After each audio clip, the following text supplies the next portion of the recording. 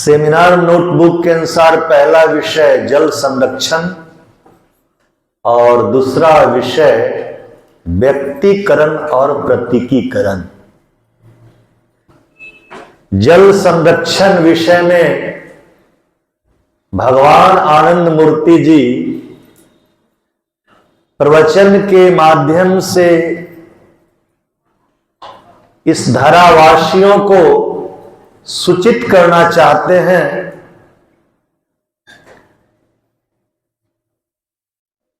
कि अगर हम लोग जल आपदा प्रबंधन के माध्यम से पर्याप्त जल आपूर्ति कर लें, जल के विकेंद्रीकरण के माध्यम से, जलाशयों की विकेंद्रीकरण के माध्यम से, तो हम इस पृथ्वी ग्रह पर आर्थिक प्रजातंत्र की स्थापना सहजता से कर सकते हैं। और आध्यात्मिक प्रजातंत्र की स्थापना तदुपरांत सहज हो जाएगी, ऐसा बाबा का मानना है, बाबा का संकल्प है। दुनिया वासियों के लिए, दुनिया वालों के लिए भगवान आनंद मूर्ति जी का आह्वान भी है।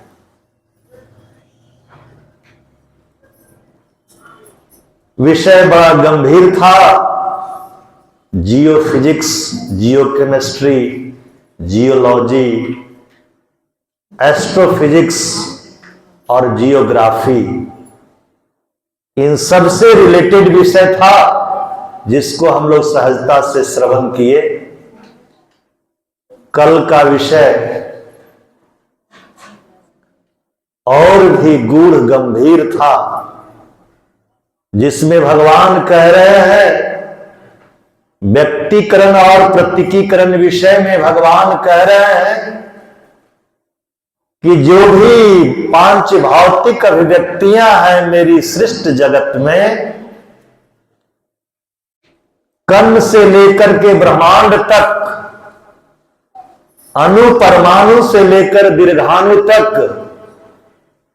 कण कण में मेरी ही दिव्य स्पंदन है, मेरी ही प्रकंपन है, मेरी ही दिव्यता मौजूद है।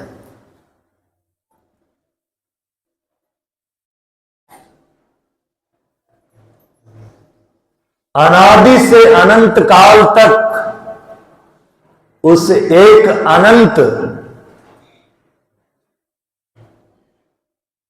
की अभिव्यक्तियां विविधता के साथ एकता के संपूर्ण भाव को, संपूर्णता को लिए हुए प्रसुप्त, सुसुप्त और मौजूद है।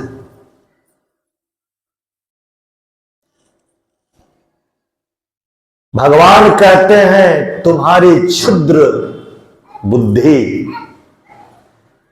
विराट के परतदार, परत पर परत जो रहस्य है समझने में अक्षम और असमर्थ है।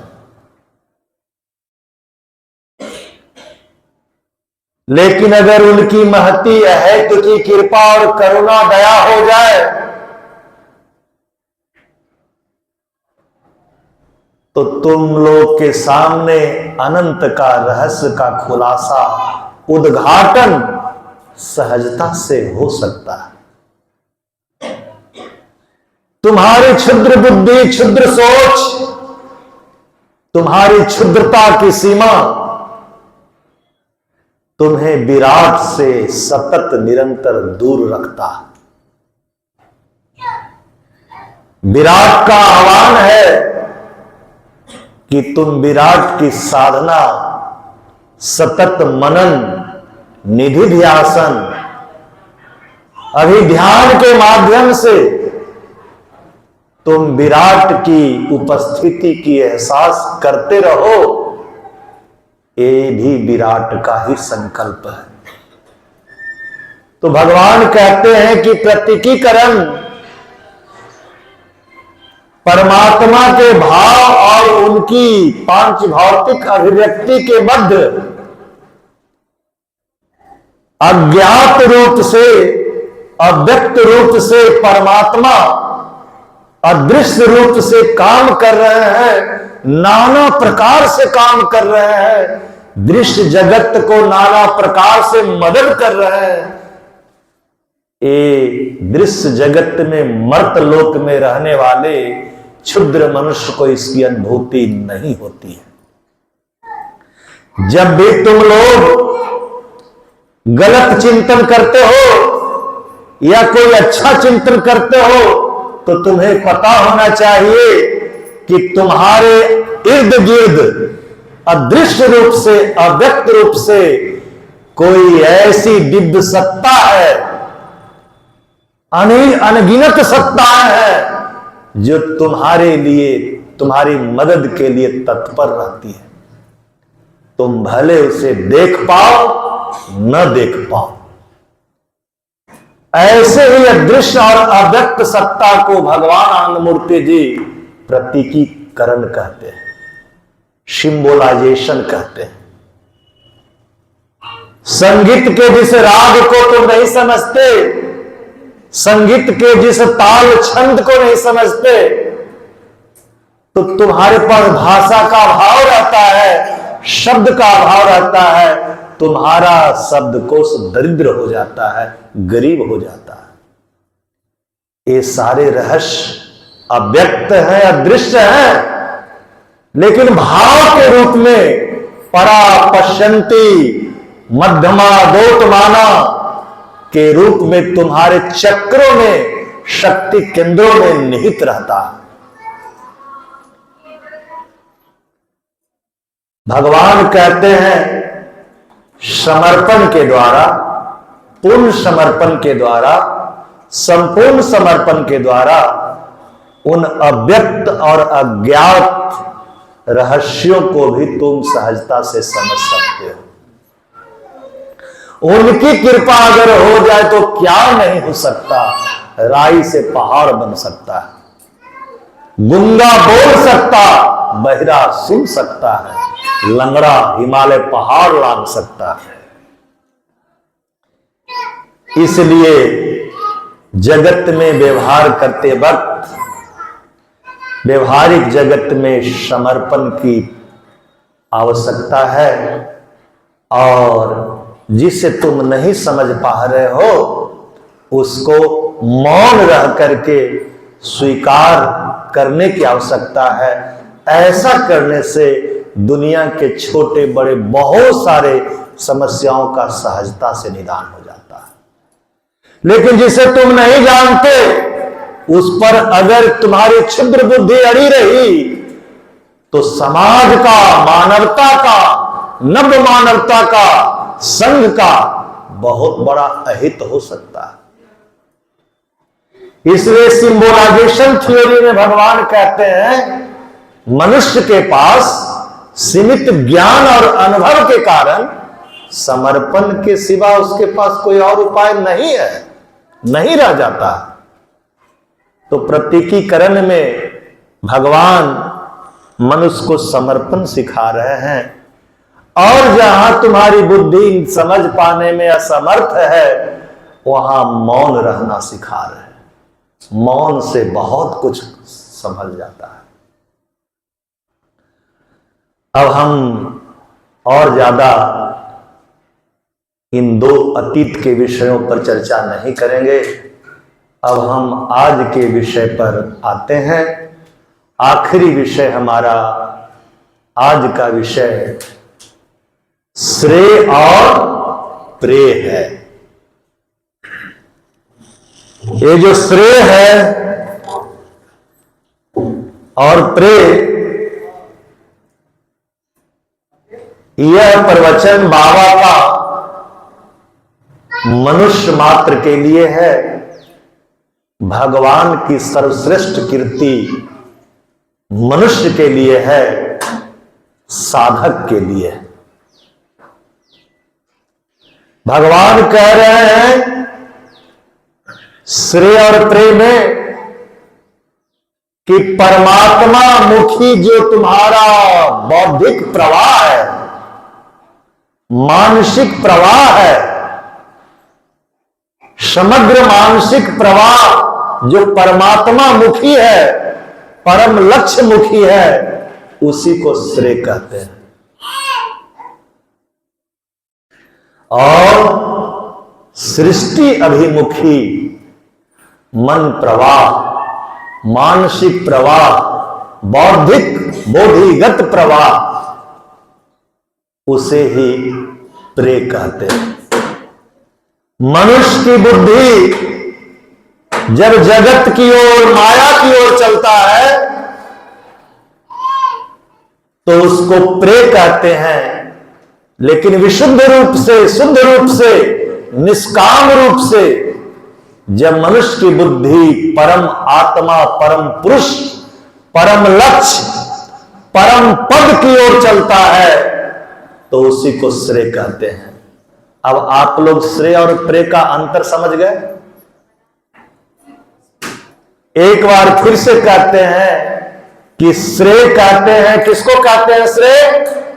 परमात्मा की ओर मन का चलना। जब मनुष्य परमात्मा की चिंतन मनन ध्यान करते हैं, सिर्फ उन्हीं का ख्याल करते हैं, उन्हीं के बारे में सोचते हैं, इसी को श्रेय कहते हैं। लेकिन जब मनुष्य के मन की बुद्धि, मनुष्य सिर्फ जगत, माया, स्वार्थ, यही सब चिंतन करता है तो उसको प्रेय कहते हैं। मनुष्य का मन जगत से प्रेम करता है, जगत से मोह करता है, उसको प्रेय कहते हैं। जब मनुष्य का मन परमात्मा से प्रेम करता है, भक्ति करता है, उसको श्रेय कहते हैं। सबको समझ में आ गई? सबको समझ में आ गई? श्रेय और प्रेय किसको कहते हैं? बोलिए।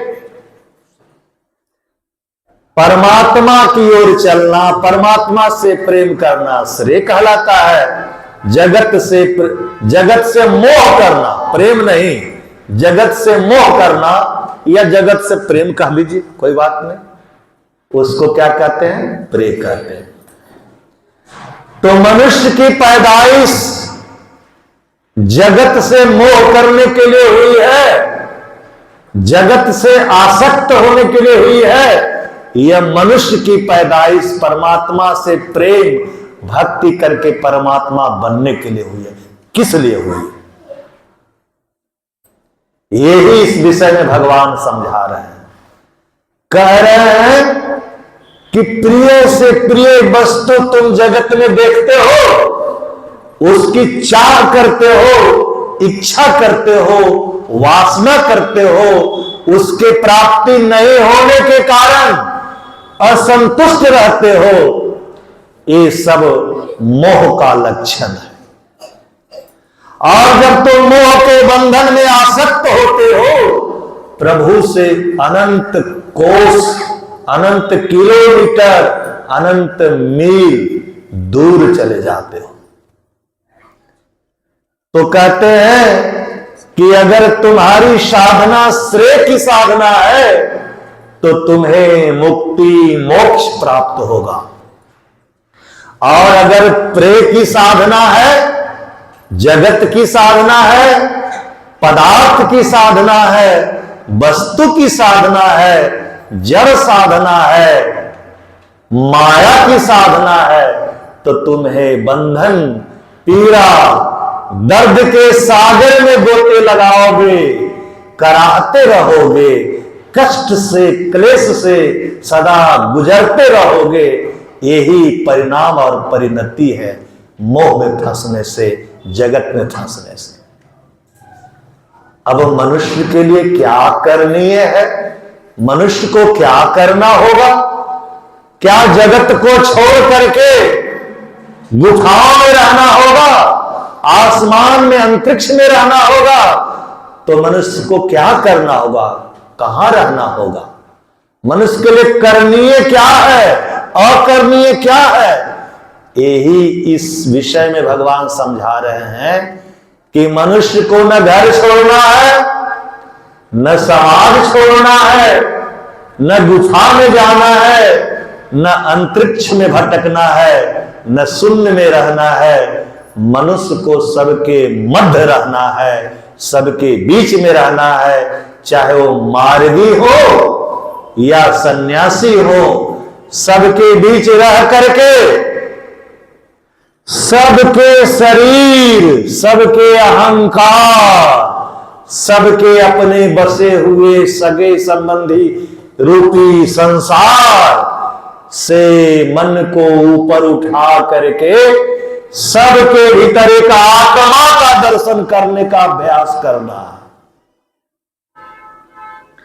जब आप में शरीर मन संसार अहंकार कर से ऊपर उठ करके सबके भीतर दिव्य आत्मा प्रकाश संयुक्त शुभ्र ज्योति स्वरूप दिव्य आत्मा के दर्शन का अभ्यास और आदत लगेगा, तभी आप श्रेष्ठ साधक कहलाएंगे, पदवाच्य होंगे।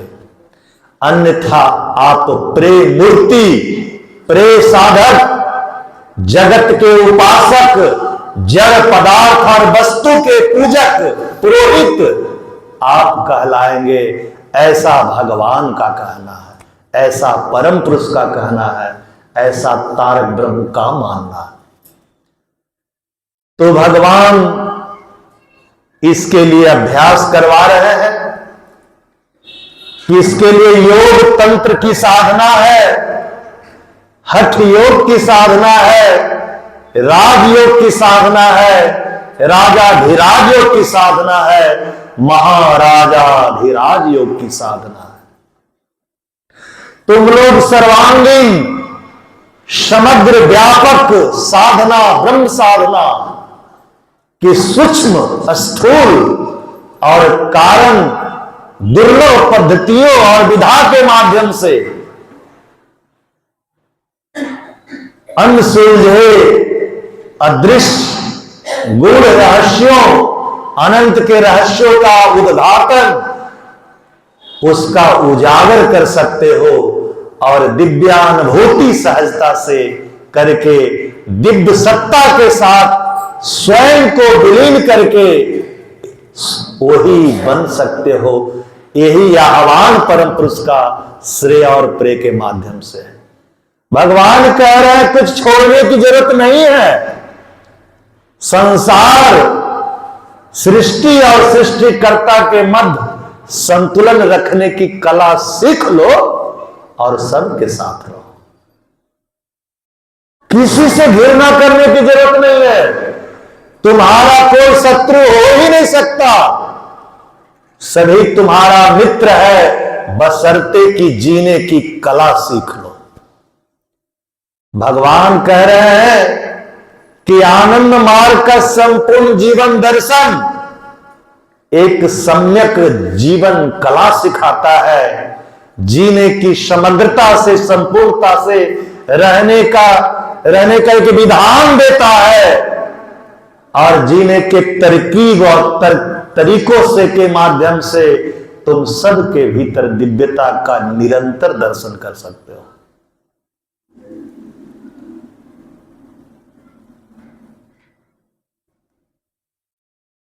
इसलिए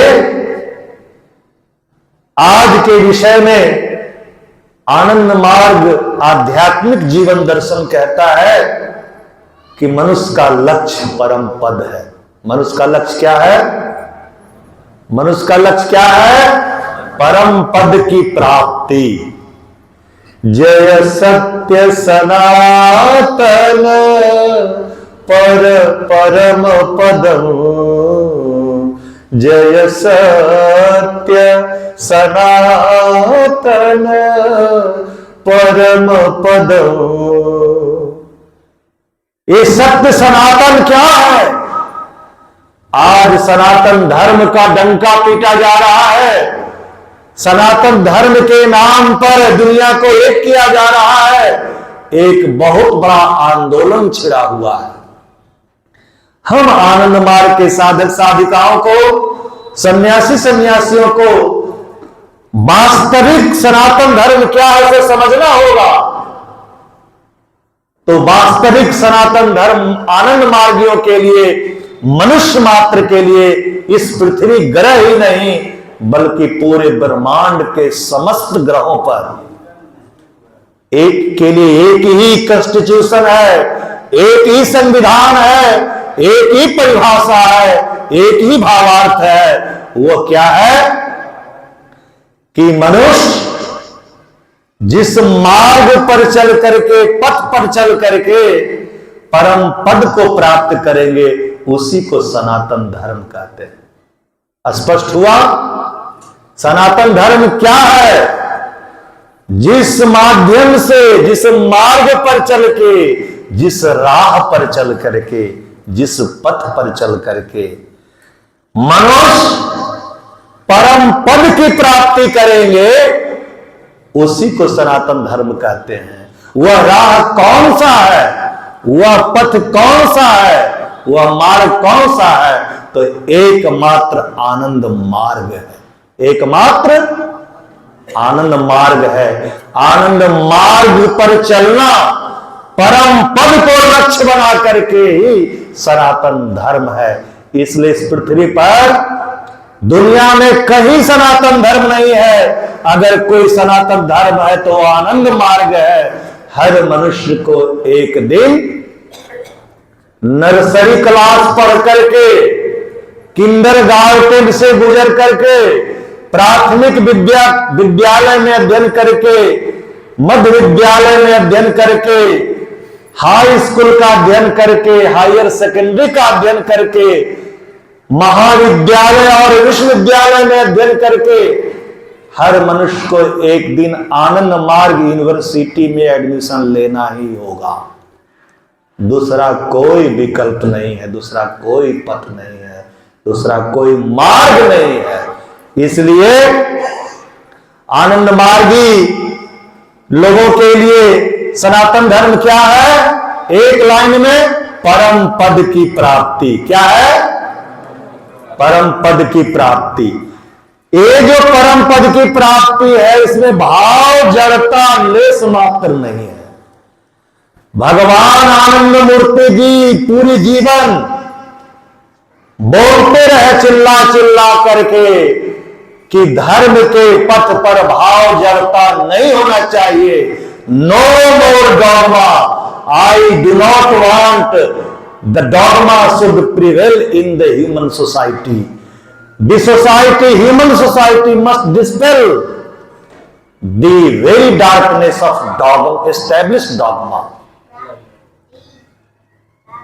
मानव समाज से भाव जड़ता को दूर फेंक देना चाहिए, निकाल देना चाहिए, निष्कासित कर देनी चाहिए। ये भाव जड़ता क्या है? तो धर्म का कोर है। धर्म के रूपी अस्तित्व में, धर्म रूपी व्यक्तित्व में भाव जड़ता, रूपी अंधविश्वास, रूढ़िवादिता, कर्मकांड, ये सब कैंसर है, कोर है, जक्षमा है। इसलिए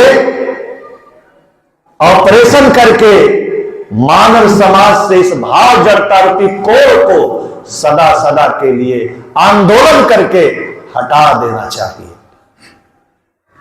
भगवान कहते हैं जब तक धर्म से,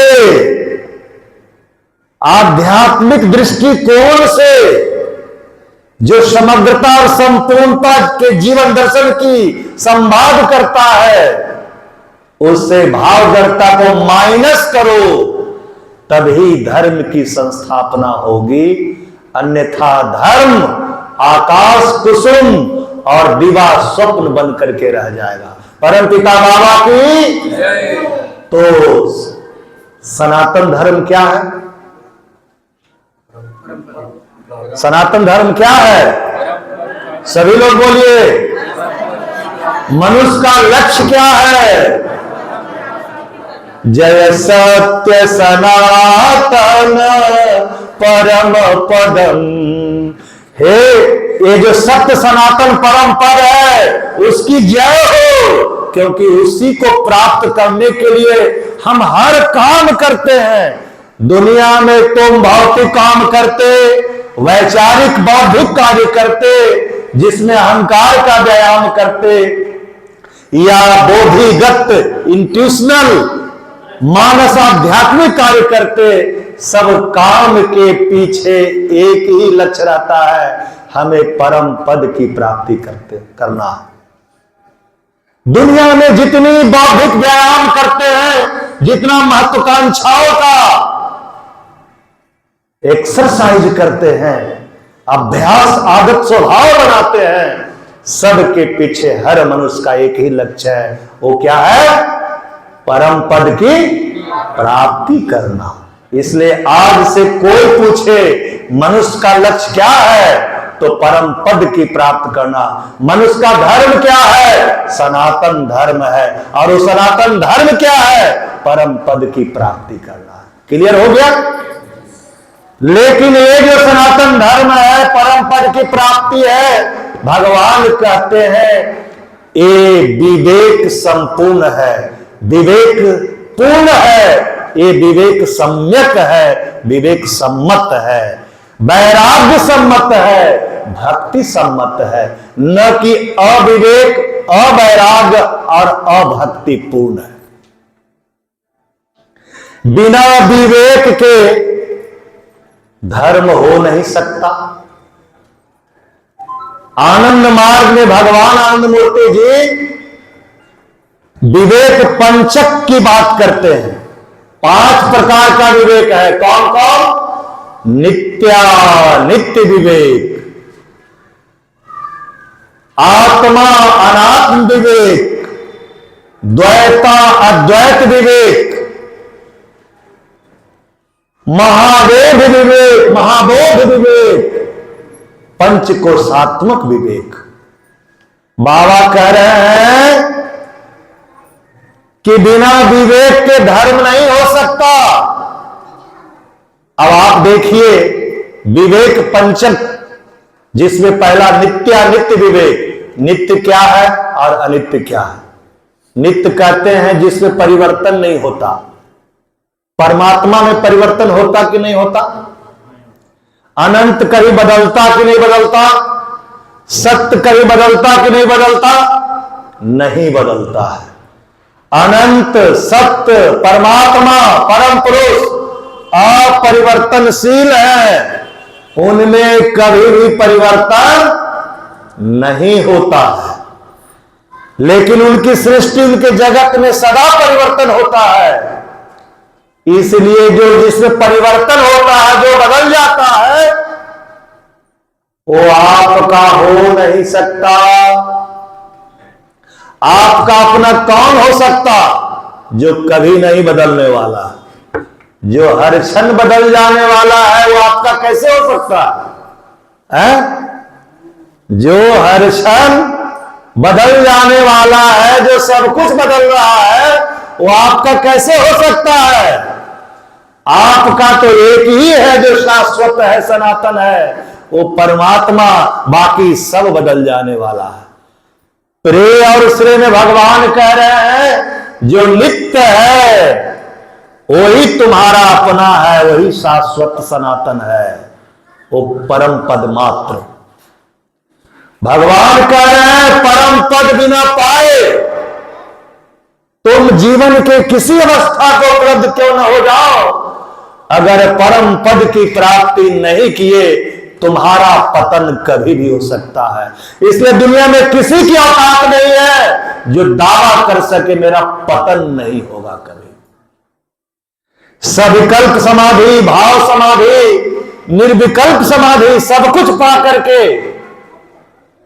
तुम गिर सकते हो, तुम पतित हो सकते हो, पाप की, अति पाप की, महापाप की, और कल तो परम पाप की का उद्घाटन हो गया। सब कुछ तुम बन सकते हो, परम शिखर को उपलब्ध हो करके परम गर्त को प्राप्त कर सकते हो, परम ज्योति में जी करके परम अंधेरा अंधतमिश्रा को उपलब्ध हो सकते हो।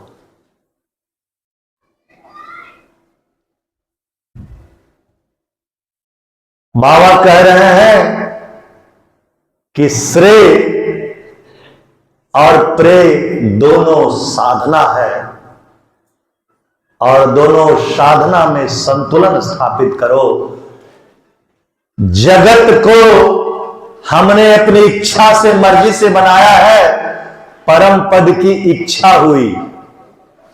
परम पद भावातीत अवस्था है, गुणातीत अवस्था है, मायातीत अवस्था है, जहां प्रकृति कुछ नहीं परम पुरुष का बिगाड़ सकती, जहां प्रकृति कुछ नहीं कर सकती। प्रकृति से परे जहां परम पुरुष हैं, उस परम पुरुष को परम पद कहते हैं। ध्यान से सुनिएगा, क्लास है, प्रवचन हो रहा। अब धीरे धीरे क्लास पर आ रहे हैं। परम पद के बाद, परम पद में जब इच्छा जग गई कि मैं परम पद हूं, सत्य सनातन अनिर्वचनीय हूं, नित्य निरंजन हूं, मुझे कहने वाला तो मेरे जैसा कोई दूसरा है ही नहीं। इसी भाव ने सृष्टि के लिए वाद्य किया, ब्रह्मांड की संरचना बनाने के लिए परम पुरुष को बाध्य कर दिया। तो जैसे ही परम पद में भाव आ गया,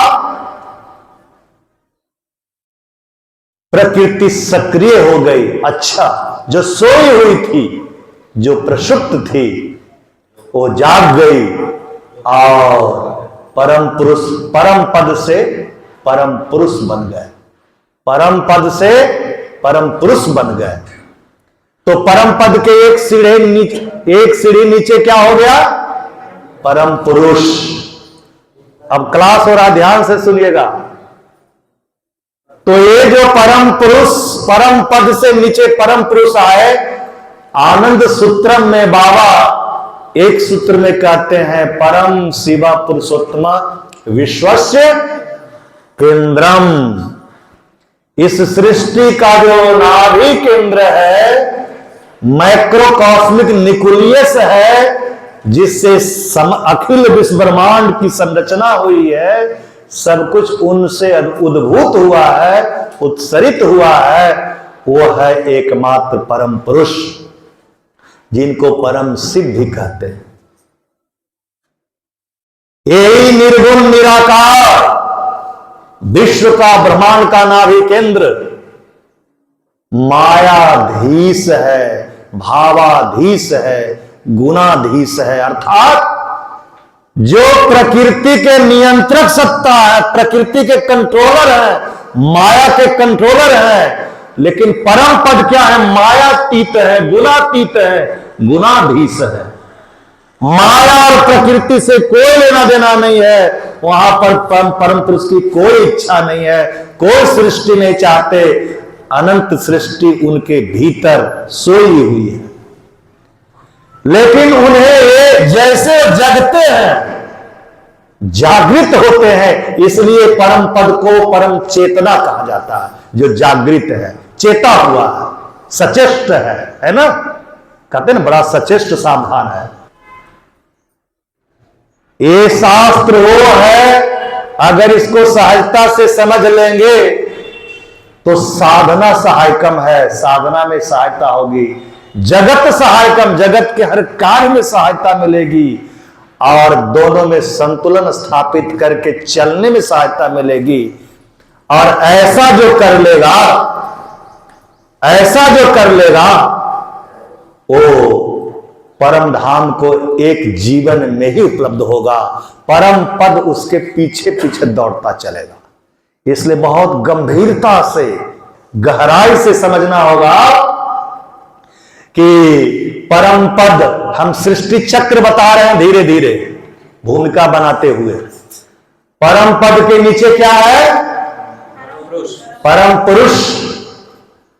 यही परम पुरुष जिनको कहते परमात्मा है, परम पुरुष है, यही विश्व के नाभि केंद्र है। इन्हीं से सब कुछ निकला है, परम पद से नहीं, परम पुरुष से सब कुछ।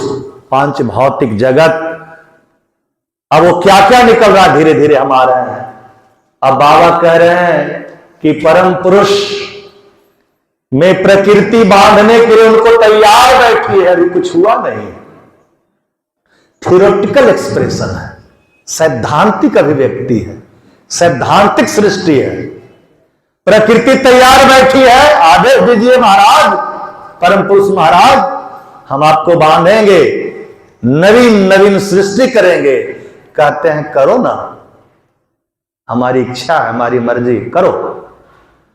तो प्रकृति माया बन जाती है। जब प्रकृति सृष्टि नहीं करती है तो प्रकृति कहलाती, जैसे सृष्टि भाव में आ जाती उसको माया कहते हैं। अब ये माया अपने त्रिविध बंधन से सहस्र कमल पर बैठे बाबा, ओष बिंदु सा निर्मल है, ज्योति पुंज के रूप मनोहर, आप तो सबसे सुंदर है। ये जो परम पद है, परम पुरुष है, मायातीत, मायाधीश, सृष्टि के, विश्व के नाभि केंद्र है, परम ज्योतिषमान है, सहस्र कमल पर बैठे रहते हैं। तभी तो पुराण में कहते हैं ब्रह्मा जी के नाभि से सृष्टि की उत्पत्ति होती है, कोई ढोंढी से किसी चीज की उत्पत्ति नहीं होती है। विश्व का नाभि केंद्र परम पुरुष को कहते हैं, that is the centre of microcosmic nucleus of this creation universe, ब्रह्मांड का मूल केंद्र है। तो अब माया कि सतोगुण, रजोगुण, तमोगुण तीनों मिल करके सबसे पहले परम पुरुष से परम पुरुष के भाव का निर्माण करता है, जिसको भूमा मन कहते हैं, कॉस्मिक माइंड कहते हैं, यूनिवर्सल लव कहते हैं, न्यूमनिस्टिक लव कहते हैं, नव मानवतावादी प्रेम कहते हैं, ब्राह्मी मन कहते हैं, परमात्मा का भाव कहते हैं, ब्राह्मी भाव कहते हैं, सब कुछ इसी को कहते हैं। तो सबसे पहले माया परम पुरुष से के साथ मिल करके किस चीज का निर्माण करती है? परम पुरुष के भाव का निर्माण करती है। किस चीज का? परम पुरुष के भाव का निर्माण करती है, उसी को ब्रह्म भाव कहते हैं।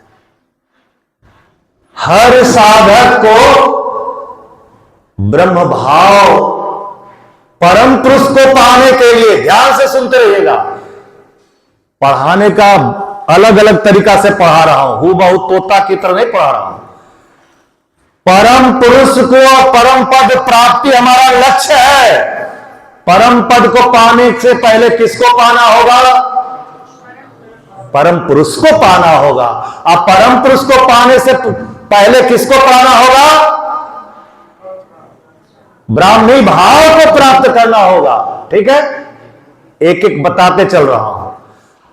तो सृष्टि, ऊपर से सृष्टि चल रही है ना, तो परम पद से परम पुरुष और परम पुरुष से ब्राह्मी भाव, परम पुरुष का मन। ठीक है राजन। अब ब्राह्मी भाव के बाद, अबे ब्राह्मी भाव में माया है कि नहीं है? तीन माया मिलके, सतोगुण, रजोगुण, तमोगुण, तीनों मिल करके उनके मन का निर्माण किया है। तो परम पुरुष का मन बंधन में है कि नहीं है? परम पुरुष का मन बंधन में है कि नहीं? तीनों, ये जो तीन गुण है, ये बांधने वाली रस्सी है, बंधनी शक्ति है। ये माया का मतलब बांधने वाला। तो परम पुरुष भले मायाधीश है, माया के नियंत्रक है, माया के बंधन में नहीं है वो। परम पद माया से, मायातीत है, माया से परे है। कोई प्रकृति, कोई माया उनको बांध नहीं रही है। ठीक है। लेकिन परम पुरुष का मन माया के तीन बंधन, सतोगुण, रजोगुण, तमोगुण, तीनों रस्सी से परम पुरुष को बांधा गया तो उनका मन बना। परम पुरुष के मन को क्या कहते हैं? महातत्व, अहम तत्व और चित तत्व। परम पुरुष के मन को क्या कहते हैं? बोलिए। ये फिलॉसफी पता होना चाहिए ना सबको। सेमिनार जा रहे हैं और आपसे पूछ ले कि व्हाट इज कॉस्मिक माइंड। बाबा ने एक बार रुद्रानंद दादा को तात्विक परीक्षा में पूछा। बाबा ने पूछा, क्या पूछा? बाबा पूछा कि पूछे? बाबा पूछे। बाबा क्या पूछे रुद्रानंद दादा से? कि ब्रह्म क्या है जी? तो दादा कहते हैं व्हाट इज कॉस्मिक माइंड? तो रुद्रानंद दादा कहते हैं रउए तो कॉस्मिक वाणी, कॉस्मिक माइंड वाणी, रउए तो ब्रह्म वाणी। ये भोजपुरी में हुआ, आप ही तो ब्रह्म है। बाबा कहते हैं you are badly failed in तात्विक परीक्षा। तो दादा कहते हैं मुझे नाज है किसके हाथ से मैं फेल हुआ। अच्छा, तो तुमको तात्विक फेल होने में गर्व महसूस कर रहे हो? तो दादा कहते हैं बिल्कुल बाबा, आनंद मूर्ति अनंत सत्ता तारक ब्रह्म ने मुझे फेल किया, मुझे गर्व है, बार बार आपसे मैं फेल करता रहूं। लेकिन जब तात्विक रूप से आप सबसे पूछेंगे what is cosmic mind, cosmic mind कितने तत्वों से बना है, परमात्मा का मन कितने तत्वों से बना है, तो क्या कहेंगे? तीन तत्वों से बना है। क्या क्या? महातत्व, अहम तत्व और चित तत्व। बोलिए जोर से, सब बोलिए। अब प्रश्न उठता है कि ब्रह्म का मन कितने तत्व से बना है? कौन कौन? महातत्व, अहम तत्व और प्रकृति कितने बंधनी शक्ति के साथ रहती है? तीन, सतोगुण, रजोगुण और तमोगुण। समझ में आ गया? इसी तीनों बंधन परम पुरुष पर जो है लपेटा गया है, तब उनका मन बना है। अब यहां यहीं पर प्रश्न, गूढ़ प्रश्न है कि परम पुरुष के भाव को हम प्राप्त कर लिए तो क्या हम सत्य, सनातन, नित्य, परम सत्य को प्राप्त कर लेंगे क्या? परम कह रहे हैं कि अगर परम पुरुष के भाव में हम आ गए, रहने लगे, तो क्या यही फाइनल प्राप्ति है क्या मनुष्य का? नहीं ना, इसके ऊपर क्या है? परम पुरुष है और क्या है? परम पद है।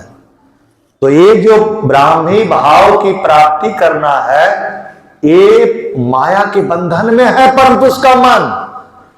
तो इसको कहते हैं माया अधीन। क्या कहते हैं? माया अधीन। परम पुरुष को कहते हैं मायाधीश। परम पुरुष को क्या कहते हैं? मायाधीश। और परम पद को कहते हैं मायातीत। क्या कहते हैं? मायातीत। ये तीन बात समझना जरूरी है, जो आप पढ़ पढ़ के सुभाषित संग्रह थक जाइए, समझ में नहीं आएगा। लेकिन यहां क्लियर हुआ, मायाधीन, मायाधीश और मायातीत। अब हर मनुष्य को पहले ब्राह्मी भाव प्राप्त करना होगा। इसी के लिए हठ योग है, राजयोग है, राजाधिराज योग है, महाराजाधिराज योग है और आनंद मार्ग योग है। ये तो कल मुझे क्लास में 2 बार बताना था, हम बताए नहीं। कल स्ट्रक्चर का क्लास हो गया। ये बहुत व्यापक क्लास है। आज योग खूब चलता है कि नहीं चलता पूरे दुनिया में। लेकिन आनंद मार्ग योग, हठ योग क्या, राजयोग क्या, राजाधिराज योग क्या, महाराजाधिराज योग क्या और आनंद मार्ग योग क्या, ये सब कुछ समझ लेंगे तब आपको समझ में आएगी कि आनंद मार्ग योग इस सृष्टि में सर्वश्रेष्ठ है। धर्म में आनंद मार्ग सर्वश्रेष्ठ हुआ ना, सनातन धर्म है कि नहीं आनंद मार्ग। योग साधना में भी सर्वश्रेष्ठ साधना पद्धति आनंद मार्ग की है। परम पिता बाबा की। तो बाबा कह रहे हैं कि अगर परम पद की प्राप्ति करनी है, परम पुरुष की प्राप्ति करनी है, तो तुम लोग को पहले ब्राह्मी भाव में सिद्ध होना होगा। ब्रह्म के भाव, ब्राह्मी भाव स्थूल चिंतन करता है, सूक्ष्म चिंतन करता है और कारण तीनों जगत के चिंतन करता है। अब परमात्मा तमोगुणी चिंतन भी करेंगे, रजोगुणी चिंतन भी करेंगे, सतोगुणी चिंतन भी करेंगे और ब्रह्म केंद्रित, परम पुरुष केंद्रित, परम पद केंद्रित चिंतन भी करेंगे। अब आप बताइए, जो वो चिंतन करेंगे उनकी सृष्टि वही सोचेगी, उनकी सृष्टि वही सोचेगी। हर मनुष्य के लिए कहेंगे सारी समग्र सृष्टि स्थूल भावा, समग्र मम समग्र सृष्टि आम, सूक्ष्म भावा, कारण भावा, तो वैसा ही होगा। समग्र सृष्टि कल्याण भवा, कल्याणमस्तु, तो सबका कल्याण हो जाएगा। वो जो सोचेंगे वही होगा। वो सोच रहे हैं कि जगत स्थूल जगत बने, तो बन गया। अब इसका महत्व है कि नहीं? इस हॉल का महत्व है कि नहीं? अगर ये हॉल नहीं रहता, मनुष्य बन जाता, तो मनुष्य रहता कहां? आसमान में। अब वर्षा होती तो प्रागैतिहासिक काल का मनुष्य जब हिस्ट्री पढ़ते हैं, माइक्रो हिस्ट्री मैक्रो हिस्ट्री पढ़ते हैं, तो क्या पढ़ते हैं? प्राचीन काल के लोग कहां रहते थे? पंच सितारा होटल में? तो कहां रहते थे? गांव में, गुफाओं में, जंगलों में, आसमान के नीचे। प्रकृति पूजा, जड़ पूजा, कर्म कांड, ये सब कैसे आया? वैदिक कर्म कांड। बाहर में रहते थे, प्रकृति, पूरी प्रकृति, आकाश, वायु, अग्नि, जल और पृथ्वी, सबको देवता मानने लग गई, क्योंकि सबका प्रकोप, वर्षा हो रहा है, बिजली चमक रहा, ठन ठन ठन, क्या बोलते हैं, ठनका ठनक रहा, आग लग रही जंगल में, सबके प्रकोप से भयभीत होकर के सबको देवता मान करके पूजने लगा, है ना। इस तरह से भगवान कह रहे हैं कि परमात्मा स्थूल चिंतन किए, सूक्ष्म चिंतन किए, कारण चिंतन किए, स्थूल चिंतन किए, तो पांच भौतिक सृष्टि हो गई। परम पुरुष के चित्त से, भूमा चित्त से, ब्राह्मी चित्त से पांच भौतिक जगत की सृष्टि होती है। और यही पांच भौतिक, पांच तत्व तो मिल करके अमीबा से लेकर सारे निर्जीव और सजीव का निर्माण किया है। अमीबा से लेकर मानव जीवन तक का निर्माण हुआ है। इसलिए भगवान कह रहे हैं कि ये जो पांच भौतिक सृष्टि है, एक परमात्मा की स्थूल चिंतन है, तमोगुणी चिंतन है। ब्राह्मी भाव, ब्राह्मी मन, कॉस्मिक माइंड जब स्थूल चिंतन करता है, तमोगुणी चिंतन करते हैं, तो पांच भौतिक सृष्टि होती है। अब इस सृष्टि की सर्वोत्तम कीर्ति मनुष्य है, जो अमीबा, जिसकी यात्रा अमीबा से चलकर एक कोशिकीय, द्विकोशिकीय, त्रिकोशिकीय, चतुर्कोशिकीय, पंचकोशिकीय, बहुकोशिकीय, असंख्य अनंत जीवन से गुजरते हुए मानव सर्वोत्कृष्ट, सर्वोन्नत मानव तन को, संरचना को उपलब्ध होता है एक परमात्मा का वरदहस्त के कारण होता है, आशीष के कारण होता है, आशीर्वाद के कारण होता है, कृपा के कारण होता है। तभी तो बाबा कहते हैं कि मनुष्य बड़े भाग्य मानुष तन पावा। ये जो बड़े भाग्य से मनुष्य का तन पाया है, मेरे हे प्रभु तुम मेरे कितने जीवन के तपस्या का परिणाम हो कि हर क्षण तुम्हारी उपस्थिति, दिव्य उपस्थिति की एहसास करता हूं, अनुभूति करता हूं। कोई एक दिन के कर्म से नहीं हुआ है, तो कोई साधारण मनुष्य की सभा है क्या ये? कोई साधारण लोग यहां रह रहे हैं क्या? नारी के रूप में, नर के रूप में, मार्गी भाई बहनों के रूप में सब महान महान तपस्वी।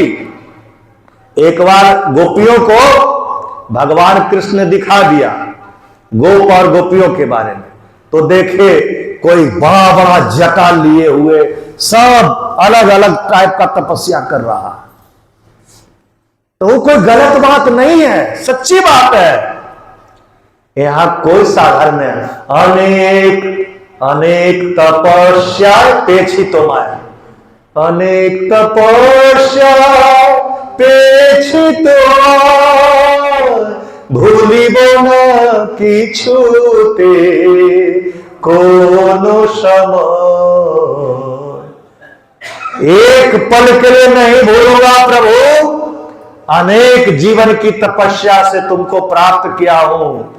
तो बाबा कहते हैं ब्राह्मणी भाव को तुम प्राप्त करोगे, लेकिन उससे पहले तुमको पांच भौतिक जगत से मन को ऊपर उठाना होगा।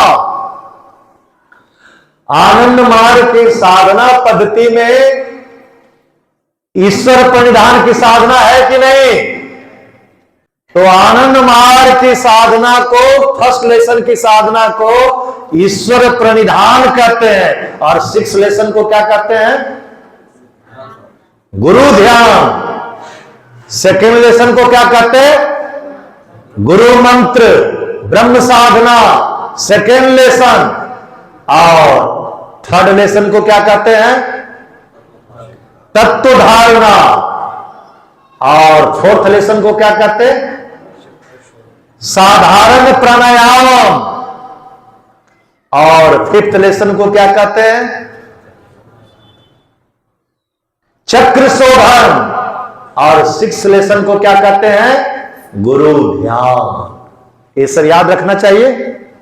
तो रिवीजन हो रहा है, इसका मतलब सेमिनार बहुत जरूरी है, नहीं तो भूल भाल करके खाली लेबले लगल रहेगा मार्गी का, असन्यासी का, और सब भूल जाएंगे, याद कुछ हो नहीं। परमपिता बाबा की। मास्टर साहब बीच बीच में घुसाएंगे तो ठीक रहेगा ना? हाँ। तो ये जो आनंद मार्ग की व्यवहारिक साधना पद्धति है, ब्रह्म साधना पद्धति है, भगवान कह रहे हैं कि जब ईश्वर परिधान फर्स्ट लेसन करते हैं, ईश्वर परिधान किसको बोलते हैं? ईश्वर मतलब परम पुरुष जो विश्व के नाभि केंद्र है। और प्रणिधान का मतलब चलना, दौड़ना, मन को उनकी तरफ ले चलना, इसी को ईश्वर प्रणिधान कहते हैं। ठीक है? गुरु मंत्र किसको कहते हैं? सब काम को करने से पहले ब्रह्म के भाव में आना। गुरु ब्रह्म भाव में आने के लिए कौन सा मंत्र है? हाँ, ब्रह्म भाव में आने के लिए कौन सा मंत्र है? अरविंद जी, ब्रह्म भाव में आने के लिए कौन सा मंत्र है? Very good, intelligent reply. और थर्ड लेसन को क्या कहते हैं? तत्व धारणा में आप किस लिए तत्व धारणा करना, ये सब चीज हम लोग तत्व साधना शिविर में बताते हैं, लेकिन आज यहां साधना शिविर के बदले यही बता रहे हैं। तत्व धारणा क्यों करते हैं? हाँ, ठीक ठीक ठीक। तत्व धारणा क्यों करते हैं? ये जो 5 भौतिक जगत है, 5 तत्वों का ब्रह्मांड है, सृष्टि है, माया है, जड़ है, पदार्थ है, वस्तु है, नश्वर है, अनित्य है, जो किसी का कोई नहीं रहेगा, सब छोड़ देगा सबको। हमारे भीतर वैराग्य जगना चाहिए नश्वर जगत के प्रति। बाबा कह रहे हैं कि तत्व धारणा जब तक तुम नहीं करोगे इस सृष्टि जगत के महत्व को नहीं समझ पाओगे। 5 तत्व की पर नियंत्रण जब तक नहीं होगा, यही तो असली माया है। रंगीन जगत है, असंख्य जीवन इस सौंदर्य को देख करके, रंगों के विभिन्नता को देख करके और उसी को प्राप्त करने की ख्वाहिश जगती है, वासना जगती है कि हम इसको अपना बना लेंगे, ये मेरा अपना होगा तो हम बहुत ज्यादा सुख और आनंद की प्राप्ति करेंगे। लेकिन ये मनुष्य की भूल है। तभी तो मनुष्य कहता है भूलो ना प्रभु एतब कना रे भूलो ना, सृष्टि रे आदि होते अच्छे साथे भावो स्रोते। हे प्रभु, ये जो 5 भौतिक तुम्हारी रंगीन सृष्टि है ये हमको लुभा रही है। बाबा एवार जाबो नया, कैसे है धुन? बाबा एवार जाबो नया जड़ेरी डाके, रंग बेरंगे खेल नया सा डाके आके। ये 5 भौतिक सृष्टि है प्रभु अपनी ओर मुझे आकर्षित कर रहा है, खींच रहा है और जड़ बंधन में, वस्तु भोग में सदा सदा के लिए संलिप्त रखना चाहता है। मुझे अहिल्या बना देना चाहता है। अहिल्या कोई नारी नहीं है, अहिल्या सोच है जो तुम्हारे चिंतन को जड़ बना देता है। भगवान कहते हैं अगर कला सीख लिए, ब्रह्म कला, ब्राह्मी कला सीख लिए गुरु मंत्र की, तो तुम हर जड़ वस्तु पर भाव आरोपित करके अपने को ब्रह्म भाव में स्थापित कर सकते हो। इष्ट मंत्र का भाव क्या है? मैं ब्रह्म हूं। और गुरु मंत्र का भाव क्या है? सब ब्रह्म है। तो मैं ब्रह्म हूं, सब ब्रह्म है, कोई दुश्मन रहेगा? लेकिन जब तक ये भाव नहीं रहा, ऐसे ही इसको ब्रह्म मान लेंगे तो श्री कृष्ण जी को कुरुक्षेत्र में मरवाना क्यों पड़ा? है ना, सब तो ब्रह्म है। तो बाबा कहते क्षेत्रधारा परंच शत्रुधारी धनापा अग्निद गरदश्चैव खड़ते ही आत्ताई न। महापाप की परम पाप की आत्ताई को माफ नहीं करोगे। किसी व्यक्ति को अधिकार नहीं है उसे माफ करने का। व्यक्तिगत जीवन में क्षमा एक दिव्य आभूषण है, किंतु सामूहिक जीवन में जो समाज संघ मानवता, नव मानवता की क्षति करता है, वैसे अपराधी, आत्ताई, आतंकी को क्षमा करना एक कायरता और कमजोरी है, नपुंसकता। हमारी भ्रमजाल है, अज्ञानता है। तो भगवान क्या कहते हैं कि तुम लोग इससे उबरने के लिए तत्व धारणा करना पड़ेगा। वीरासन में बैठना पड़ता तत्व धारणा में। वो वीरों की साधना है, महावीरों की साधना। कोई कायर तत्व धारणा नहीं कर सकता।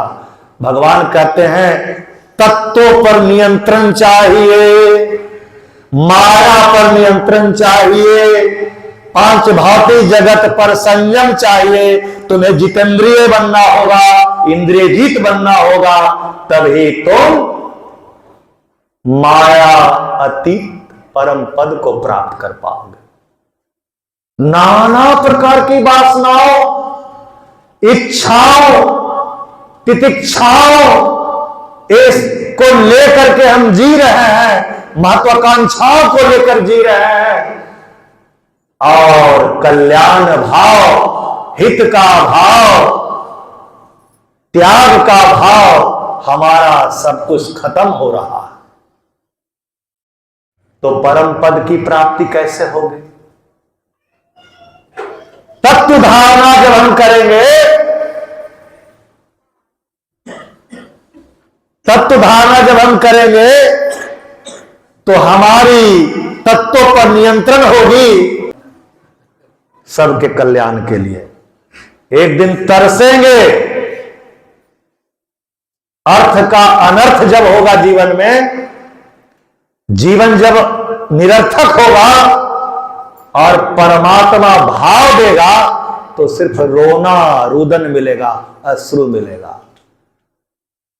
ये सारी दिव्य अभिव्यक्तियां जो निकल रही है अभी भगवान आनंद मूर्ति के इस शरीर के माध्यम से, वो सब लोग पश्चाताप करेंगे कि कोई ज्ञान मार्गदर्शन के लिए भटक रहा हो, समस्याएं आ गई है, कहीं नहीं सुलझ रहा है। ये दिन नहीं रहेगा, जिसका सुखमय बीत रहा है दुखमय बीतेगा, जिसका दुखमय बीत रहा है उसका आनंदमय होगा। ये सब कुछ यहां बदल रहा है,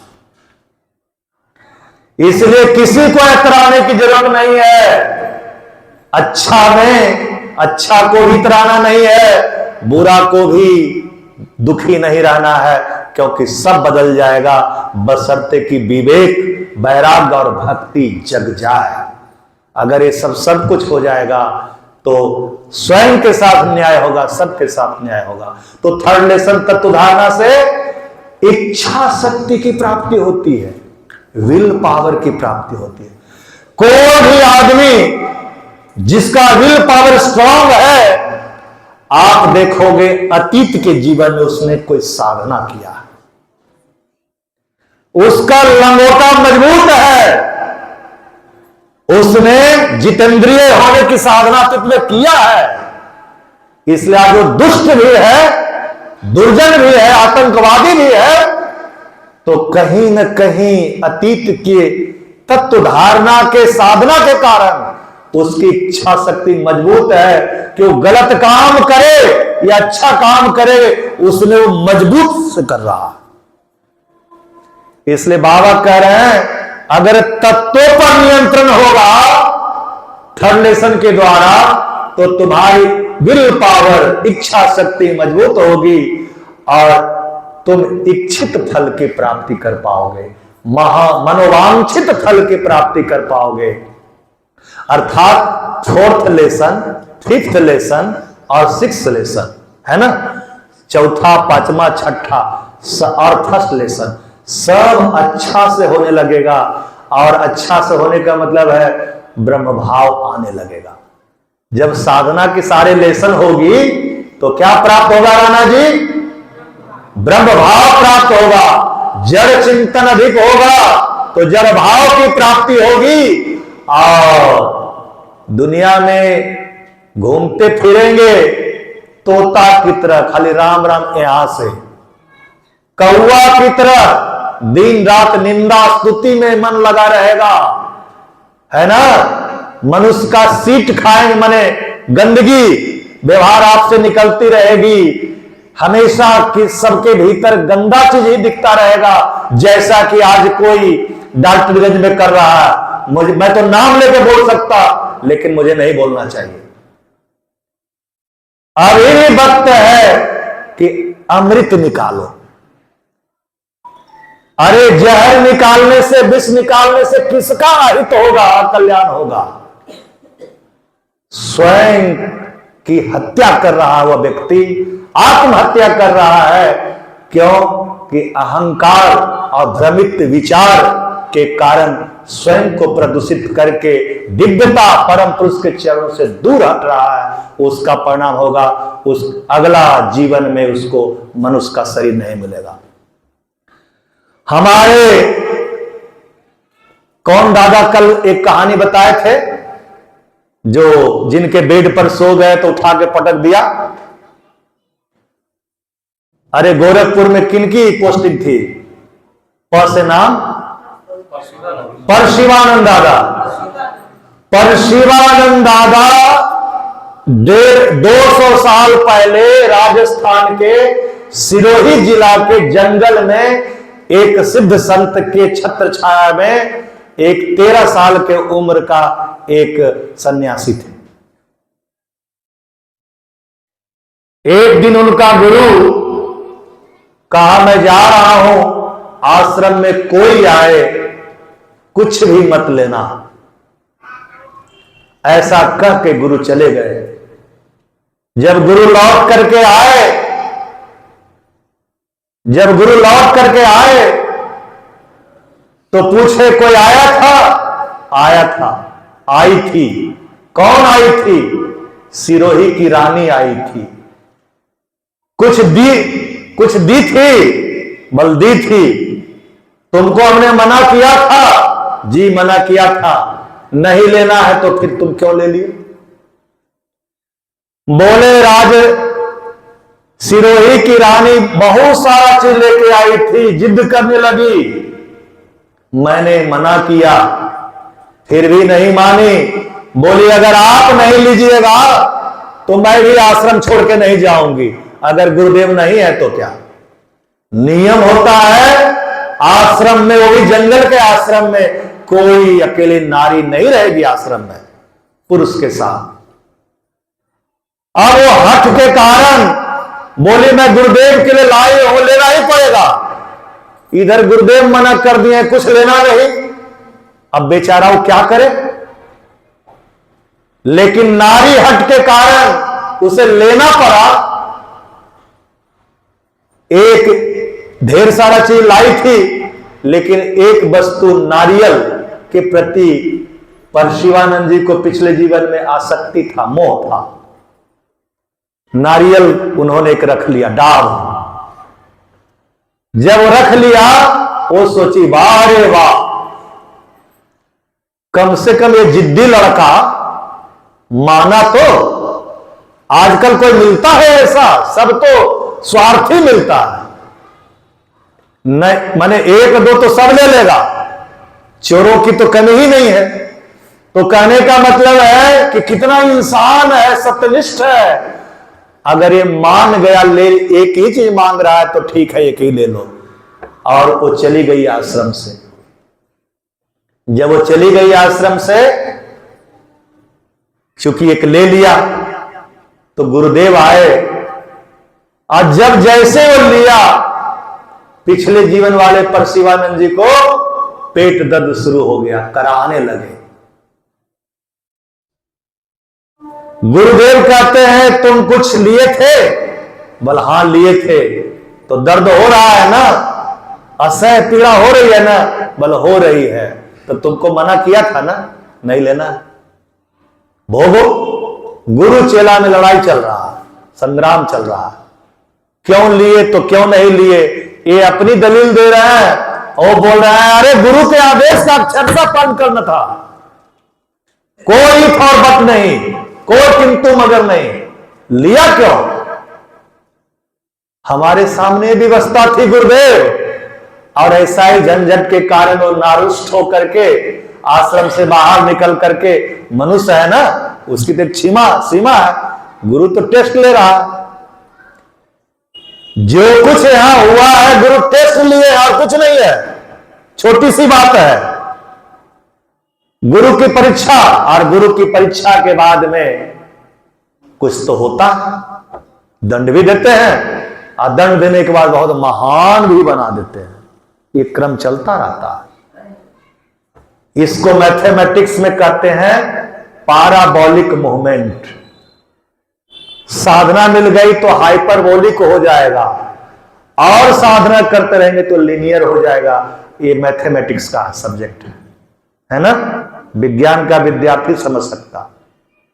parabola, hyperbola, linear movement, dynamics का चैप्टर। परमपिता बाबा की। तो बाबा कह रहे हैं कि थर्ड लेसन के द्वारा तुम लोग तत्वों पर नियंत्रण करके, ये जो 6वां लेसन है उसके द्वारा ब्राह्मी भाव की प्राप्ति करो। अब ब्राह्मी भाव हम बताए हैं, ब्राह्मी भाव मायाधीश है, मायातीत है या मायाधीन है? क्या है? बोलिए बोलिए बोलिए। माया। अरविंद से ज्यादा तो अरम दीदी बोलती है। जीत गई, वो सब जान जाती है। परसों से क्लास अटेंड कर रही है, एक एक बात बता देती है। अच्छा, फिर से बोल रहा हूं, फिर टेस्ट ले रहा हूं। ब्राह्मी भाव मायाधीश है, मायातीत है, मायाधीन है? जल्दी से। मायाधीन है, क्योंकि तीनों गुणों से बंधा हुआ है। ठीक है, गुणों का नियंत्रण कर रहा तो परे है ना? अरे अगर हम आपको कंट्रोल करें, इतनी क्षमता आ जाए, तो आपके नियंत्रण में हम हैं? नहीं ना, आपके अधीन है? नहीं है। तो भगवान सिखा रहे हैं, तुम सृष्टि का, माया का अतिक्रमण सीखो। भगवान करें, दैवी ही ऐसा मम माया दुरत्या मामेवा जे प्रपद्यन्ते मायांतरंती ते एतांतरंती ते। मेरी माया बहुत बलशाली है, इसका कोई अतिक्रमण नहीं कर सकता, लेकिन मेरी ब्राह्मी साधना के द्वारा, गुरु मंत्र के द्वारा, इष्ट मंत्र के द्वारा, कीर्तन सिद्ध मंत्र के द्वारा, नाम मंत्र के द्वारा तुम मेरी माया पर सहज ही नियंत्रण कर पाओगे। इसलिए हम ये जो सहज योग की 6 लेसन की साधना है, उससे पहले क्या करते हैं? उसमें है ना, कौन सा शुद्धि करते हैं? कितनी शुद्धियां करते हैं? 3 शुद्धियां करते हैं। पहला शुद्धियां क्या है? चित्त शुद्धि। दादा, ओ बूढ़ा दादा, पहला शुद्धि की है भूत शुद्धि कि चित्त शुद्धि? और दूसरा शुद्धि आसन शुद्धि। तो पहला भूत शुद्धि, आसन शुद्धि, और तीसरा भूत शुद्धि का मतलब क्या हुआ? भूत शुद्धि का मतलब ये जो दृश्य संसार है पंच तत्व का बना हुआ, मन को इससे ऊपर उठा लेना है। There is no influence, no effect of 5 fundamental factors, quintuple mental factors. Your mind is beyond, your mind remains unassailed the influence of Maya. माया से तुम परे हो जाते हो, मायाधीश और मायातीत बनते हो, यही हमारा लक्ष्य है। लेकिन मायाधीन है, पहले मायाधीन है, तो ये जो ब्राह्मी मन है वो मायाधीन है, और इसी मायाधीन परम पुरुष ब्राह्मी मर्जी, ब्राह्मी मन, ब्रह्म परमात्मा की कल्पना ये सृष्टि है। ये सृष्टि क्या है? परमात्मा की कल्पना है, ब्रह्म की कल्पना है। जो भगवान सोच रहे हैं वही हम सब सोच रहे हैं। तो लोग कहते हैं ना, क्या कहते हैं? हम गलतियों करते थे, हम थोड़ी कर रहे हैं, हमको तो भगवान करवा रहा है ना? फलानवा कहेगा ना कि हम थोड़ी कर रहे हैं, ढिकानवा कहेगा ना कि हम थोड़ी कर रहे हैं, हमसे तो भगवान करवा रहे हैं।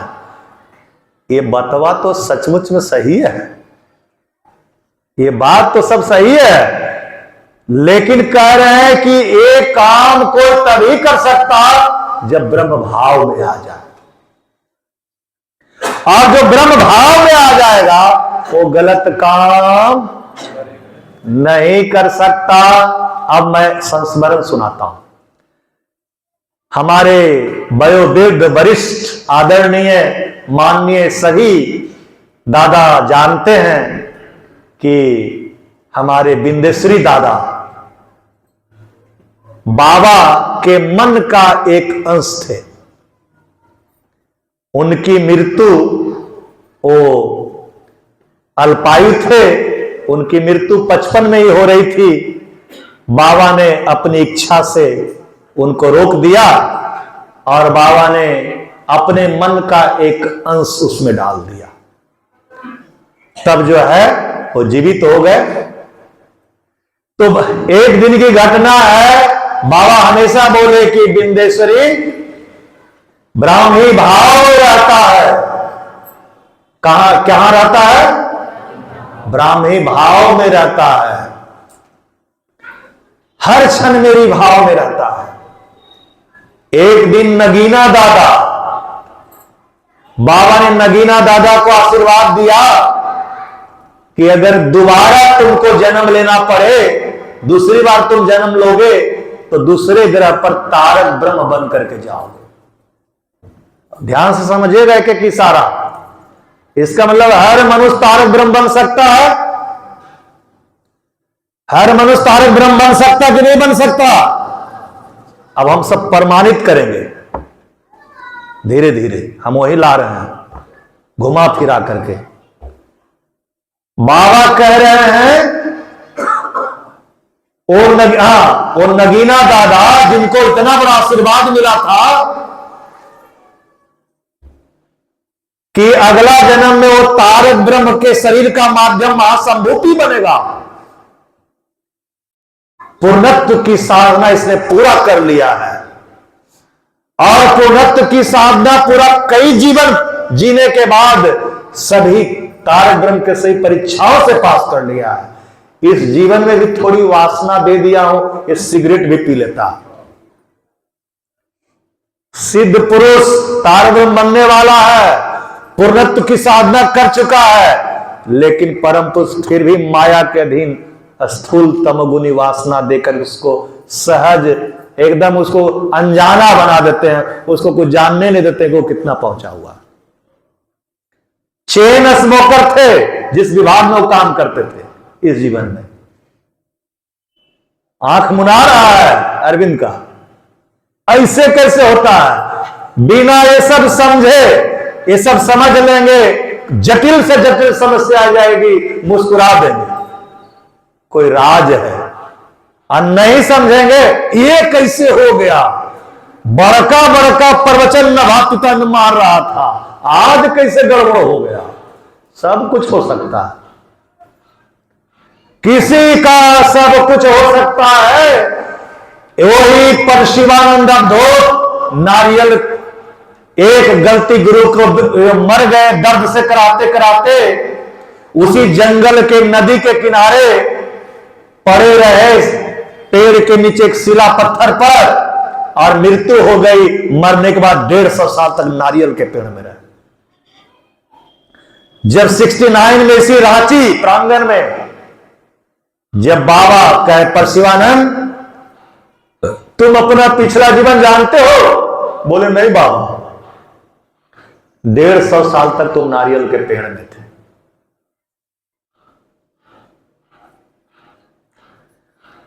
बोले हाँ बाबा, मेरी मां बोली थी परशिवानंद तुम जब जन्म लिए थे ना, जब गर्भ में जिस दिन आए उस दिन मैं देख रही हूं मध्यरात्रि में कि आसमान से एक डिवाइन इल्यूमिनेंट माने जो परम ज्योति समान एक नारियल का पेड़ आकर के हमारे शरीर में प्रवेश कर गया। परशिवानंद अतीत काल में सिद्ध पुरुष थे, मोक्षाधिकारी थे, लेकिन एक गुरु के छोटा सा आदेश का उल्लंघन करने से 150 साल तक नारियल के पेड़ में थे। तुम जितनी ऊंचाई पर पहुंचोगे, गिरोगे तो चकनाचूर हो जाओगे। चढ़े तो चाखे प्रेम रस, गिरे तो चकनाचूर। यही विधान है, यही रीत है तंत्र का। किसी की बकौती नहीं है सृष्टि में, सबको उसकी दुर्गति भोग करना ही पड़ता है। तो हम शुद्धियों के द्वारा भूत शुद्धि के द्वारा इस संसार से अपने मन को ऊपर उठाते हैं, आसन शुद्धि के द्वारा शरीर के भाव से मन को ऊपर उठाते हैं, चित्त शुद्धि के द्वारा मन के भाव, अहंकार के भाव से ऊपर उठा करके और परमात्मा के मन के ब्राह्मी भाव में अपने को मिलाते हैं। शुद्धि का काम क्या हुआ बोलिए? पहले क्या करते हैं? संसार से महसूस करते हैं मेरे चारों तरफ महाशून्य है। ये परिभाषा तो नहीं बोलना है हमको, साधना का विषय है। फिर शरीर के भाव से ऊपर उठते हैं, जगत में हम ही अकेले हैं, बाकी कुछ नहीं है, महाशून्य में हम बैठे हैं। हम शरीर भी नहीं है, सिर्फ हमारा मन है। हम मन भी नहीं है, सिर्फ परमात्मा है। उस भाव में रहते हैं। तो ईश्वर परिधान की साधना के द्वारा यूनिट माइंड, क्षुद्र मन, जीव का मन, मनुष्य का मन, ब्राह्मी मन, शिव मन, परमात्मा के मन में अपने को मिलाता है। तो बाबा बिंदेश्वरी दादा के घर में नगीना दादा आए, है ना? तो नगीना दादा को बिंदेश्वरी दादा कुछ ऐसा बोल गए कि नगीना दादा को चोट लग गया। नगीना दादा नाराज हो गए। नाराज हो गए तो रुकने के लिए उनके घर में तैयारी नहीं, दोनों दोस्त थे। और वहां से सीधे नगीना दादा बाबा के क्वार्टर में पहुंच गए। जमालपुर की तो घटना। बाबा क्वार्टर में आके बाबा कहते हैं आओ नगीना आओ। कहते हैं कैसे हो? बोले मैं ठीक नहीं हूं। बोले क्या हुआ? बोले अच्छा बाबा एक प्रश्न का जवाब दीजिए कि ब्राह्मी भाव का साधक, भाव में रहने वाला साधक को अहंकार का प्रदर्शन कर सकता है क्या? उसमें अहंकार आ सकता है क्या? उसके अहंकार की अभिव्यक्ति हो सकती है क्या? बाबा बोले नहीं, बिल्कुल नहीं। तो आप तो कहे कि बिंदेश्वरी हमारे मन का एक अंश है, मैं कॉस्मिक माइंड हूं ना, तो मेरे मन का एक अंश है बिंदेश्वरी। तो आज तो हमारे साथ दुर्व्यवहार किए, अहंकार का व्यायाम किए। बाबा बोले जिस क्षण बिंदेश्वरी अहंकार का प्रदर्शन किया तुम्हारे साथ, उस समय भाव में नहीं था, अभाव में था। क्या? अभाव में था, अर्थात जगत के भाव में था, माया के भाव में था, तमोगुणी भाव में था। तो कहते हैं कि माया के अधीन जो कोई रहेगा उसकी दुर्गति होना ही होना है। जितना अधिक सर्वाधिक ब्रह्म भाव में आप रहते, एक पल का अभाव भी आपको डुबो सकता है। मक्खन, अमूल बटर या घी आग के नजदीक जाएगा तो पिघलेगा कि जमा हुआ रहेगा? तो मक्खन को आग से दूर रहना चाहिए कि नहीं? एक ही उपाय है दुनिया में, माया से दूर रहेंगे तभी बचेंगे, नहीं तो एक दूरी। जब तक अपने आप को सिद्ध नहीं कर लो, जब तक अपने आप को उस लेवल में कर लो, एक सुनिश्चित दूरी सबको रख। यही एक उपाय है नहीं पिघलने का, बाकी सब पिघल सकता है, इस कपड़ा में और इस कपड़ा में सब। भगवान कहते हैं कि तुम्हारा लक्ष्य श्रेय है न कि प्रेय है। तो श्रेय क्या है? ब्राह्मी भाव मुखी मन। श्रेय साधक क्या करेगा? हर कर्म में ब्रह्म भाव को प्राप्त करेगा। अगर हर कर्म में अभाव को प्राप्त करता है, अहंकार को प्राप्त करता है, प्रतिष्ठा को प्राप्त करता है, धन को प्राप्त करता है, सौंदर्य को प्राप्त करता है, कंचन कामनी कीर्ति को प्राप्त करता है, तो साधक प्रेय को प्राप्त करेगा, जगत को प्राप्त करेगा। वो स्वयं दूसरे जीवन में मनुष्य नहीं बन सकता। ओ पशु पक्षी कीड़े मकोड़े, पत्थर लोहा सोना में रूपांतरित हो जाएगा। बाबा के पास हनुमान प्रसाद पोद्दार आए थे जमालपुर में बाबा जब कब्र पर बैठे हैं तो बाबा कहते हैं अगर किसी को कुछ पूछने की इच्छा है तो पूछ सकते हो। हनुमान प्रसाद पोद्दार, गीता प्रेस का मालिक, गोरखपुर, है ना, कौन, कल्याण पत्रिका निकालने वाला, वो बोलते हैं बाबा हम सुने हैं कि आप समाधि देते हैं, इसलिए हम वहां से चल करके आए हैं। आज हम आश्रम गए थे, जमालपुर आश्रम में देखे कंस्ट्रक्शन का काम हो रहा है, तो हम 1 लाख रुपया देने के लिए सोचे हैं। बाबा हमको समाधि दे दीजिए ना। क्या 1 लाख रुपया से भाव समाधि आ सकती है? कोई ब्राह्मी भाव में आ सकता है? बाबा बोले तुम तो कल्याण पत्रिका में सिद्धियों की बात लिखते हो, अनुभूतियों की बात लिखते हो, संस्मरणों को लिखते हो, कहीं लिखे हो कि समाधि पैसे से खरीदी जाती है? ऐसा डांटे बाबा, अभी भागो तुम यहां से। और हनुमान प्रसाद पोद्दार वहां से भागा। अगर हर साधक श्रेय साधना नहीं करता, इष्ट मंत्र, गुरु मंत्र, सहज योग, प्रारंभिक योग, साधारण योग, सहज योग, विशेष योग, कपालिक साधना, मधुर साधना, माइक्रोवाइटम साधना, नाना प्रकार के साधना पद्धति को प्राप्त करके कंचन कामनी कीर्ति पद पोस्ट में पाने के लिए तैयार आता, परमेश्वरानंद अवधूत विराट रूप देख करके अनंत अनगिनत निर्विकल्प सविकल्प साधना की अनुभूति करके अगर आनंद मूर्ति के संगठन को आज तोड़ने में लगा है, तो सोचिए कि अगला जन्म में वो क्या बनेगा। प्रकृति क्या बनाएगी? जो परम पुरुष के संगठन के लिए रचनात्मक कार्य न करके ध्वंसात्मक काम करता है, उसकी परिणति क्या होगी? कुछ नहीं, छोटा सा काम। जैसे इंदिरा गांधी कल क्या बन गई? कौआ है। बाबा बोले अभी काव काव कर रही है, कौआ में भी हमको पहचान रही है।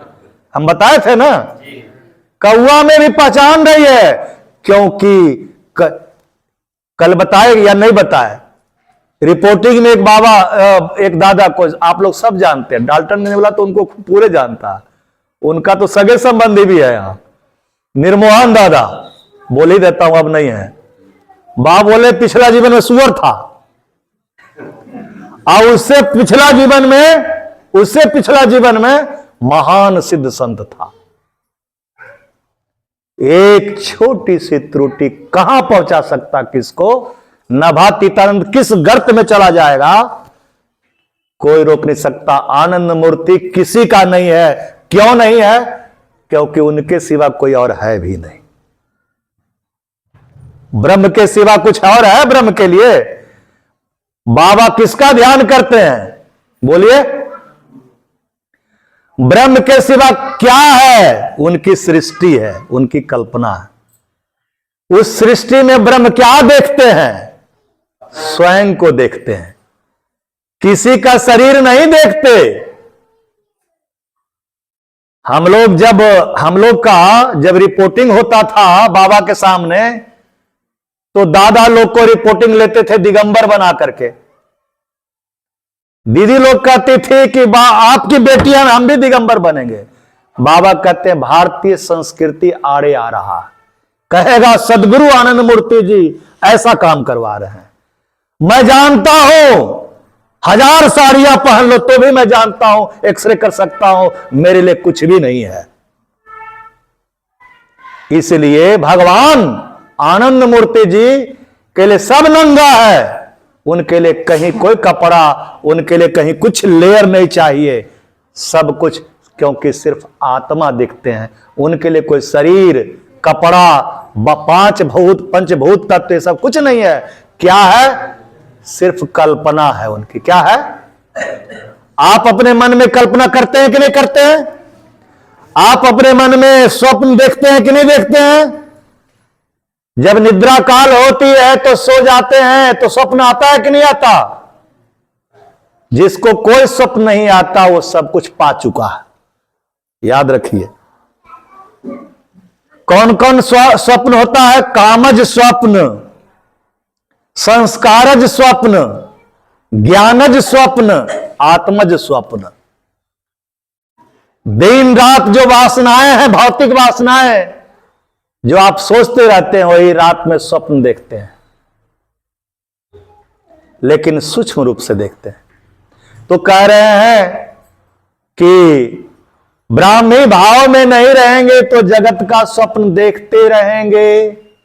बाबा कहते हैं 100 में 99 काम करते हो, 100 में 99 तुम पाप ही करते हो। 100 काम किए ना, उसमें 100 में 99 तुम लोग पाप ही करते हो, भगवान का कहना। तो किसी ने कहा कि ये कैसे? मैं दिन रात आनंद मार्ग का काम करता हूं, मैं दिन रात आनंद मार्ग का काम करता हूं तो पाप कैसे करता हूं बाबा? क्योंकि जैसन गुरु वैसन चेला, धाकड़ गुरु धाकड़ चेला। धाकड़ धर्मशाला में रह रहे हैं, धाकड़ गुरु धाकड़ चेला के बीच में बहस हो रहा है। तो ये कैसे? बोले जा, कनेक्शन गड़बड़ हो गया, भूल गया क्या बोल रहा था। नहीं, इससे पहले क्या? 100 काम में, हाँ, 100 काम में 99 तुम पाप करते हो। तो चैलेंज दे दिया गुरु को, एक कैसे? मैं तो आपका काम दिन रात करता रहता हूं। बोले तुम ठीक ही मेरा काम करते हो, लेकिन सब काम में कहते हो मैं कर रहा हूं, यही पाप है। अरे शक्ति मेरी, पदार्थ मेरी, वस्तु मेरी, पांच तत्व मेरी है, सब कुछ मन मेरा, विराट मन मेरा, परम पुरुष मैं, परम पद मैं, सब कुछ मैं। तो तेरा क्या बताओ? तेरा क्या? 4 प्रकार का मनुष्य होता है ना, जीव कोटि, मानव कोटि, ईश्वर कोटि और ब्रह्म कोटि। जीव कोटि का मनुष्य कहता है कि सब कुछ मेरा, सब कुछ मेरा हो जाए इस जहां में। मानव कोटि का मनुष्य कहता है कुछ दूसरे का भी हो जाए, सर्वाधिक मेरा हो जाए, है ना। ईश्वर कोटि का मनुष्य कहता है थोड़ा सा ही मेरा रहे, बाकी सबका सब रहे। ब्रह्म कोटि के मनुष्य कह रहे हैं परम पुरुष सब कुछ तुम्हारा हो जाए। समझ में आया? 4 कोटि के मनुष्य हैं। पहला मनुष्य क्या सोचते हैं? जीव कोटि के मनुष्य सब कुछ हमारा हो जाए। कितना स्वार्थी है वो। मानव कोटि के मनुष्य क्या सोचते हैं? थोड़ा सा किस दूसरे का भी हो। अंतर देखिएगा। ईश्वर कोटि के मनुष्य क्या क्या सोचते हैं? थोड़ा सा हमारे पास रहे, दुनिया में जीना है ना। और ब्रह्म कोटि के मनुष्य क्या सोच रहे हैं? सबको सब पाले, सब तारक ब्रह्म बन जाए। मैं अकेले तारक ब्रह्म क्यों रहूं? सब तारक ब्रह्म बन जाओ। तो ये जो श्रेय और प्रेय विषय है, ये तारक ब्रह्म बनाने के लिए है। आनंद मार्ग प्रचारक संघ तारक ब्रह्म बनाने का कारखाना, फैक्ट्री है। कोई ये नहीं कहेगा छोटा ऊंचा, बड़ा नीच ऊंच। सबको सब कुछ बनने के लिए बाबा ने सब कुछ दे दिया। सब समृद्ध हो जाओ, सब सिद्ध हो जाओ, ऐसा सुअवसर सुयोग दे रहा हूं। किसी को कोई शिकायत न रहे। अगर शिकायत है तो तुम्हारे मन के भीतर जो है जहर है, जो तुम पीते रहते हो, उगलते रहते हो, पैदा करते रहते हो। अपने भीतर मन के भीतर, विचार के भीतर के जहर की फैक्ट्री को अमृत की फैक्ट्री में बदल लो, सब कुछ पालोगे। यही राज है। तो श्रेय साधना क्या है? श्रेय साधना है कि हर कर्म में परम पुरुष के चिंतन करो, अभिध्यान करो, श्रवण मनन विध्यासन करो। सुनो तो परम पुरुष की बात। स्वागतम लक्ष्मण दादाजी, परम पिता बाबा की। इस उम्र का बूढ़ा आदमी भी इस सेमिनार में आ गए हैं। तो भगवान हम लोग को श्रेय और प्रेय की साधना में क्या करना है? हर कर्म में बाबा को आगे रखना है। हे बाबा, आप ही मेरे द्वारा काम करिए, आप ही मेरे द्वारा काम करिए। अगर मैं कुछ भी करूंगा तो गड़बड़ हो जाएगा, अपूर्णता रह जाएगी, समस्या ज्यों की त्यों बनी रह जाएगी। लेकिन तुम करोगे प्रभु तो सब कुछ समग्रता, संपूर्णता और पूर्णता के साथ संपन्न होगा, सुसंपन्न होगा। इसलिए होशियार सुबुद्धिमान साधक वही है, भक्तिमान साधक वही है जो स्वयं कर्म न करके परम पुरुष से कर्म करवाता है। अपने कर्म का कर्माध्यक्ष भगवान को बनाता है। बुद्धिहीन, क्षुद्र, संकीर्ण, अज्ञानी, मूर्ख वो मनुष्य है जो स्वयं करता है। इसी को बाबा कहते हैं, जो स्वयं कर्म करता है उसको सहज नैतिकवान कहते हैं, और जो विराट के द्वारा, ब्रह्म के द्वारा काम करवाता है उसको आध्यात्मिक नैतिकवान कहते हैं। बताओ तुम लोग क्या बनना चाहते हो, सहज नैतिकवान या आध्यात्मिक नैतिकवान? बाबा कह रहे हैं क्या बनना चाहते हैं आप लोग? अरे क्या जोर से बोलिए, क्या बनना चाहते हैं? आध्यात्मिक नैतिकवान। बाबा ने कुरुक्षेत्र के मैदान में कृष्ण ने आध्यात्मिक नैतिकता की ही शिक्षा दिया, मरवा करके। भगवान बोले इस बार मैं नहीं मरवाऊंगा किसी को, आपस में मर जाओ। आध्यात्मिक नैतिकवान बनोगे, बचे रहोगे, सहज नैतिकता का जीवन जिए, आपस में लड़ लड़ के मर जाओगे। इशारा समझ में आ गया? जो भगवान से काम करवाता है वो कौन? नरसिंह मेहता की कहानी है। राज दरबार में दो भाई राजा था। छोटा भाई थोड़ा सा चतुर चालाक धूर्त था, और बड़ा भाई साधु संत टाइप का था स्वभाव से, बचपन से। तो नरसिंह मेहता का छोटा भाई धुरतई करके उसको घर से निकाल दिया और एक आश्रम बना दिया गांव के बाहर। बोला तुम साधना पूजा करते हो, यही सब करो। कुछ दिन तक तो खाने पीने की सामग्री की सहायता करता रहा। पत्नी के कहने पर वो भी बंद कर दिया। अब नरसिंह मेहता की भक्ति से इतना प्रसिद्धि आई कि नरसिंह मेहता के पास भक्त लोग, संत लोग आने लग गए। आश्रम में संत लोग रहने लग गए। संतों को खिलाए कहां, भिक्षा नहीं मिल रही, क्योंकि राजा ने पूरे गांव इलाका में धमका दिया अगर मेरे भाई को कोई भिक्षा दिया, सहायता किया तो खैर नहीं है। नरसिंह मेहता किसी सेठ जी के पास जाकर के उधार लाते थे। उधार ला करके अपनी आश्रम में रहने वाले संतों की सेवा कर रहे थे। संतों ने की भीड़ एक दिन ज्यादा हो गई। दुकान में उधार इतना हो गया कि चक्रवृद्धि ब्याज भी चल रहा है। आज एक भी पैसा नहीं है खरीदने के लिए।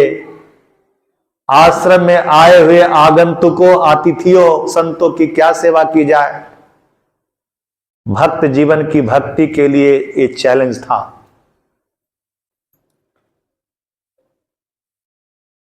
दुकानदार से कहता है आज भर दे दो, हे सेठ जी, अगला दिन से आप कुछ मत देना उधार, आज भर दे दो। संत लोग को हम बोल देंगे कल से नहीं आने के लिए। दुकानदार कहा किसी कीमत पर आज नहीं उधार देने वाला हूं। आज तो है नरसिंह, आज जब तक तुम नहीं दोगे, आप नहीं देंगे, तब तक मैं आज एक कुछ भी नहीं दूंगा। न चावल, न आटा, न तेल, न मसाला, न आलू। बोले मेरे पास कुछ है ही नहीं, मैं दूं क्या? परमपिता बाबा की भुक्ति प्रधान जी सो रहे हैं, बेइज्जती किसी का करूंगा। परम पुरुष के नरसिंह मेहता करे आज भर दे दो, आज भर दे दो। बोले आज आप भी दे दीजिए, कुछ पैसा दीजिए, पैसा। बोले मेरे पास कुछ नहीं है। बोले है आपके पास। बोले क्या है, तुम ही बताओ। बोले है ना, मालकुस राग है। क्या है, मालकुस राग आपके पास है। मालकुस नरसिंह मेहता मालकुस राग की सिद्धि प्राप्त किए थे। बोले इस राग की नरसिंह मेहता की सिद्धि ऐसी है कि जब कृष्ण कृष्ण पुकारते, ठाकुर ठाकुर पुकारते, तो उस राग के गाने के बाद तुरंत ठाकुर उपस्थित हो जाते थे, कृष्ण उपस्थित हो जाते थे। पूरी दुनिया जानती थी उस जमाने के। बोले ओ राग की सिद्धि हमको दे दीजिए। बोले अरे ऐसे तो मेरे देने से थोड़ी सिद्धि आ जाएगी। बोले आप दे दीजिए ना, आए या ना आए, कम से कम आप भगवान को कल से उपस्थित तो नहीं कर पाएंगे। स्वार्थी कैसा होता है। बोले आपके पास, आप तो दे दिए, संत महात्मा है, दे दिए मीन्स दे दिए, अब आपको सिद्धि होगी नहीं, भगवान आपके पास कृष्ण हाजिर ही नहीं होंगे। बोले अच्छा ठीक है, ले लो, संत तो सब लुटा देता है, आत्मा ले लो काट करके, हृदय ले लो। दे दिया, लौट के आ गए। अब भक्ति भजन कर रहे हैं, कृष्ण को गा रहे हैं, कृष्ण आ ही नहीं रहे हैं। जबकि एक बार वो शुरू करते थे, कृष्ण उपस्थित हो जाते थे। ऐसी सिद्धि थी। बेचारा रो रहा है, रोना भी नहीं आ रहा, मरुभूमि, शुष्क मरुभूमि, कृष्ण भाव नहीं, अभाव, कांटे बो रहे हैं मन के भीतर, डिप्रेशन चल रहा है। ऐसे जब पीड़ित हो रहे थे, कृष्ण वहां प्रकट हो गए। बोले प्रभु आप? बोले हां। तो आप कैसे आ गए? हम तो मालकुस राग वहां दे आए हैं सेठ जी को, आप कैसे आ गए? बोले हमने तुम्हारा सारा कर्ज चुका दिया। आप सारा कर्ज चुका दिए? ओ पापी सेठ को दर्शन दे दिए ऐसे ही? बोले नहीं, तुम्हारा भेष बना करके गया, ओरिजिनल रूप में दर्शन नहीं दिया, तुम्हारे भेष में दिया। वाह प्रभु प्रभु, लो तुम्हारा गिरवी जो रख दिए थे वो लेकर के तुम्हारा मालकुस राग आ गया।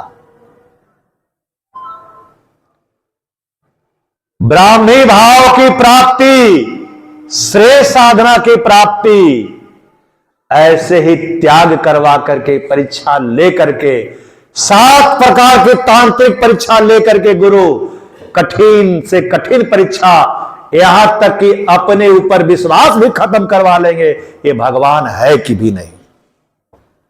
उमा सरकार की क्या गति हुई? विशोखानंद को विशोखानंद बोलते हैं उमा सरकार को। बाबा भगवान नहीं है, बाबा के पास शक्ति नहीं है, मां आप ही के पास शक्ति है। यही 7th टेस्ट है, 7वां। इस परीक्षा में जब कहे कि जब तुम हमको ही त्याग दिए, सारे परीक्षा तो 6 परीक्षा जो मैंने लिया उसमें तो मैं सब पर कृपा करके पास कर देता हूं, लेकिन ये 7वीं परीक्षा है उसमें मैं कृपा उर्पा नहीं करता हूं, देखता हूं तुम कैसे पास करते हो। इसलिए हर साधक को सब कुछ भूल जाए, बाबा को नहीं भूलना चाहिए। कैसा जगन्नाथ दादा की तरह भक्त होना चाहिए। कौन जगन्नाथ दादा? लुधियाना के बाबा माइक्रोवाइटम साधना के लिए बुलाए, कलकत्ता तिलजला।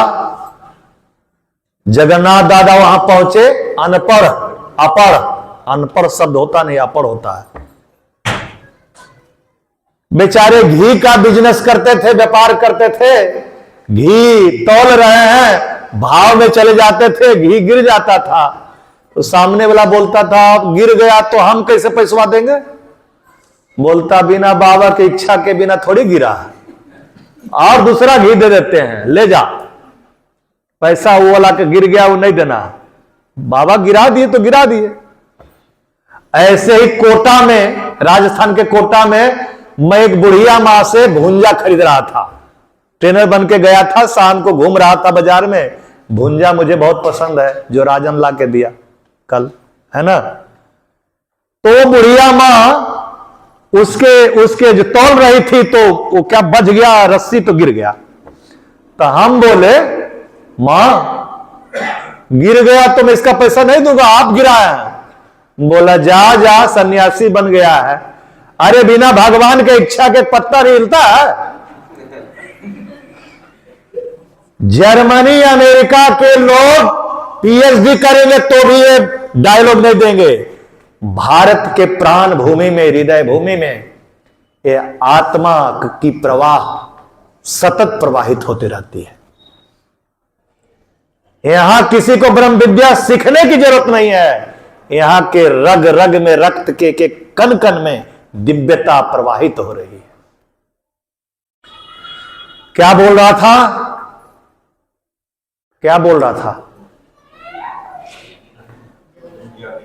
जगन्नाथ दादा, हाँ जगन्नाथ दादा बाबा के कमरे में गए, साष्टांग प्रणाम किए। साष्टांग प्रणाम करने के बाद बाबा बोले जगन्नाथ कैसे हो? बोले बाबा ठीक हो। साधना नियमित करते हो ना? जी बाबा। आचार्य का नाम याद है ना? जी बाबा। क्या है? बाबा। इष्ट मंत्र याद है ना? जी बाबा। क्या है? बाबा। गुरु मंत्र याद है ना? जी बाबा। क्या है? बाबा। बोले आचार्य का नाम बाबा? मैं कब दीक्षा दिया तुमको? गुरु मंत्र, इष्ट मंत्र, बाबा, ये कैसे हो सकता है? हमारा तो सबका इष्ट मंत्र अलग अलग होता है, सबका गुरु मंत्र अलग अलग होता है। तो बाबा ने पिए, ये क्या कहते हैं, विजयानंद दादा को के लिए बेल बजाया। बोला विजयानंद जगन्नाथ भोला भाला है, भूल गया है, इसकी साधना रिवाइज कर दो। 3 बार साधना रिवाइज की गई, तीनों बार कमरे में बुलाया गया, और अंतिम बार जब बुलाया गया तो बाबा पूछे जगन्नाथ, जगन्नाथ आचार्य का नाम क्या है? बाबा। इष्ट मंत्र क्या है? बाबा। गुरु मंत्र क्या है? बाबा। बोले गिर गया, समाधि में चले।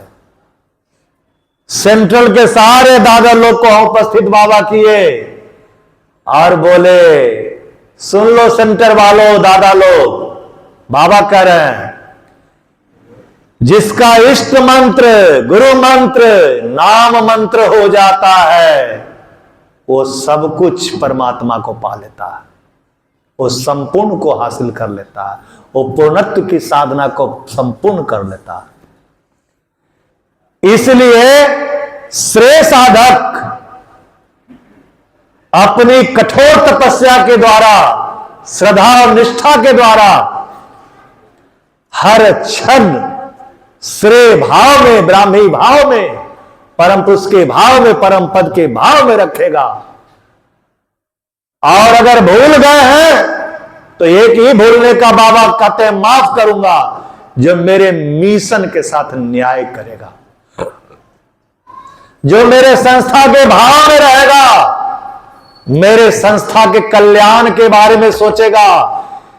स्थितियां सब लोग छोड़ दे, सब लोग आनंद मूर्ति को छोड़ के चले जाए, लेकिन जो लोग मेरा साथ देगा वही मेरा अपना सगा कहलाएगा, वही ब्राह्मी भाव का साधक कहलाएगा, वही श्रेष्ठ साधक कहलाएगा। इसलिए जब मेरे मिशन के काम करते वक्त तुम जब जगत के भाव में होते हो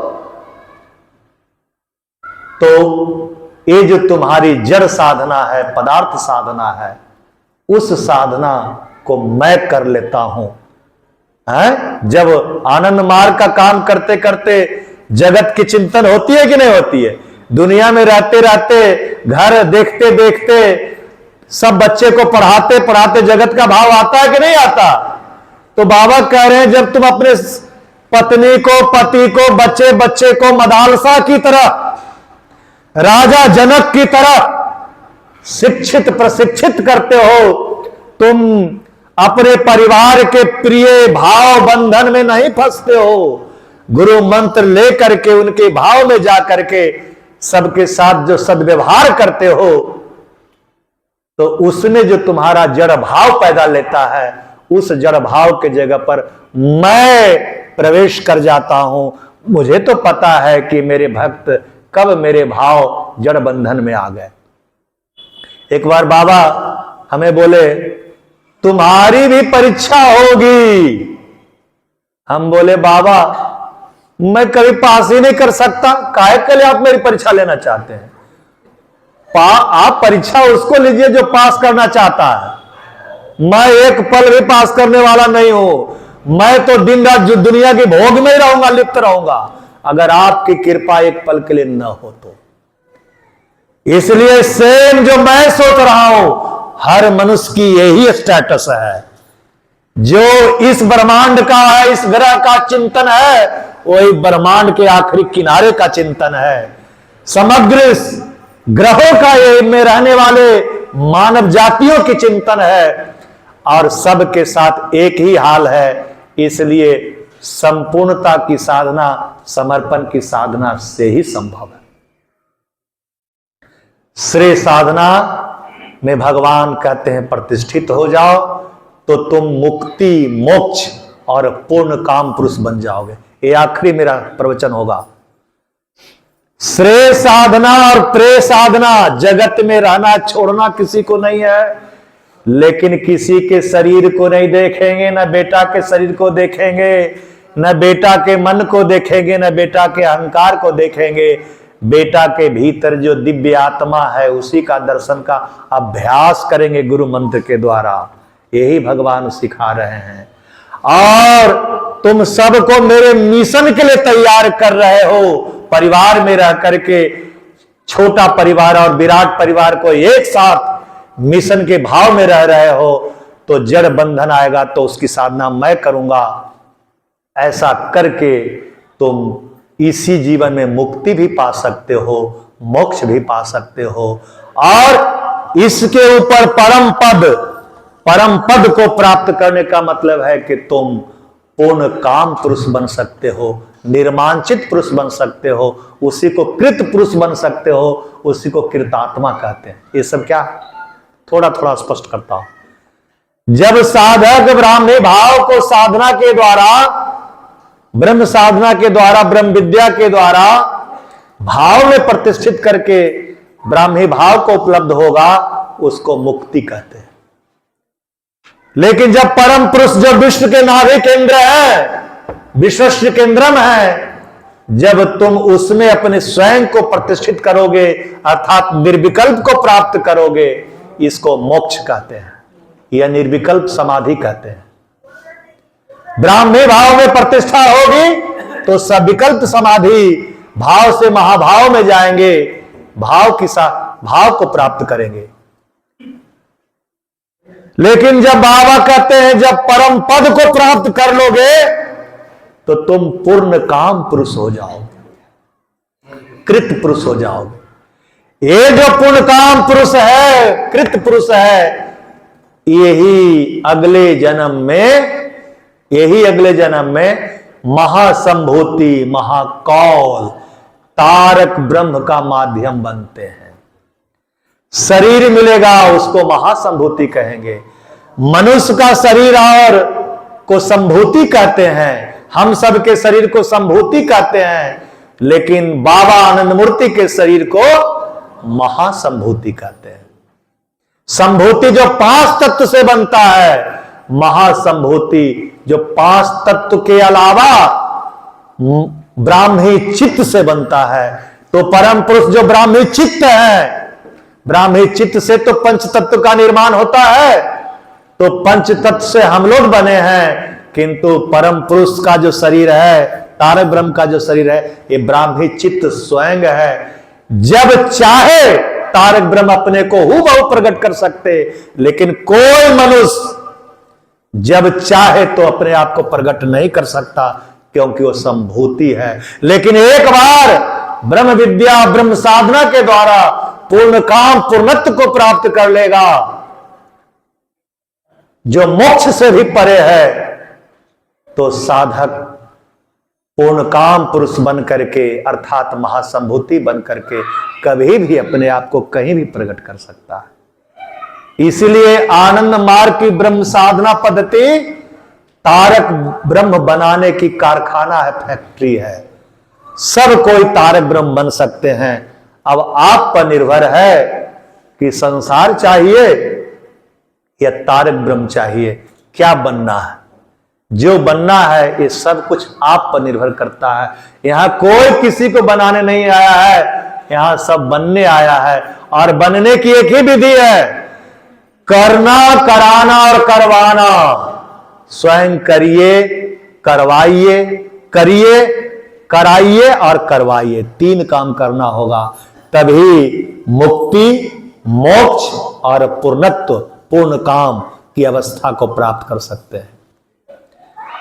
इसी के साथ प्रे साधना, श्रेय साधना समाप्त होती है। हम अपने वाणी को विराम देते हैं।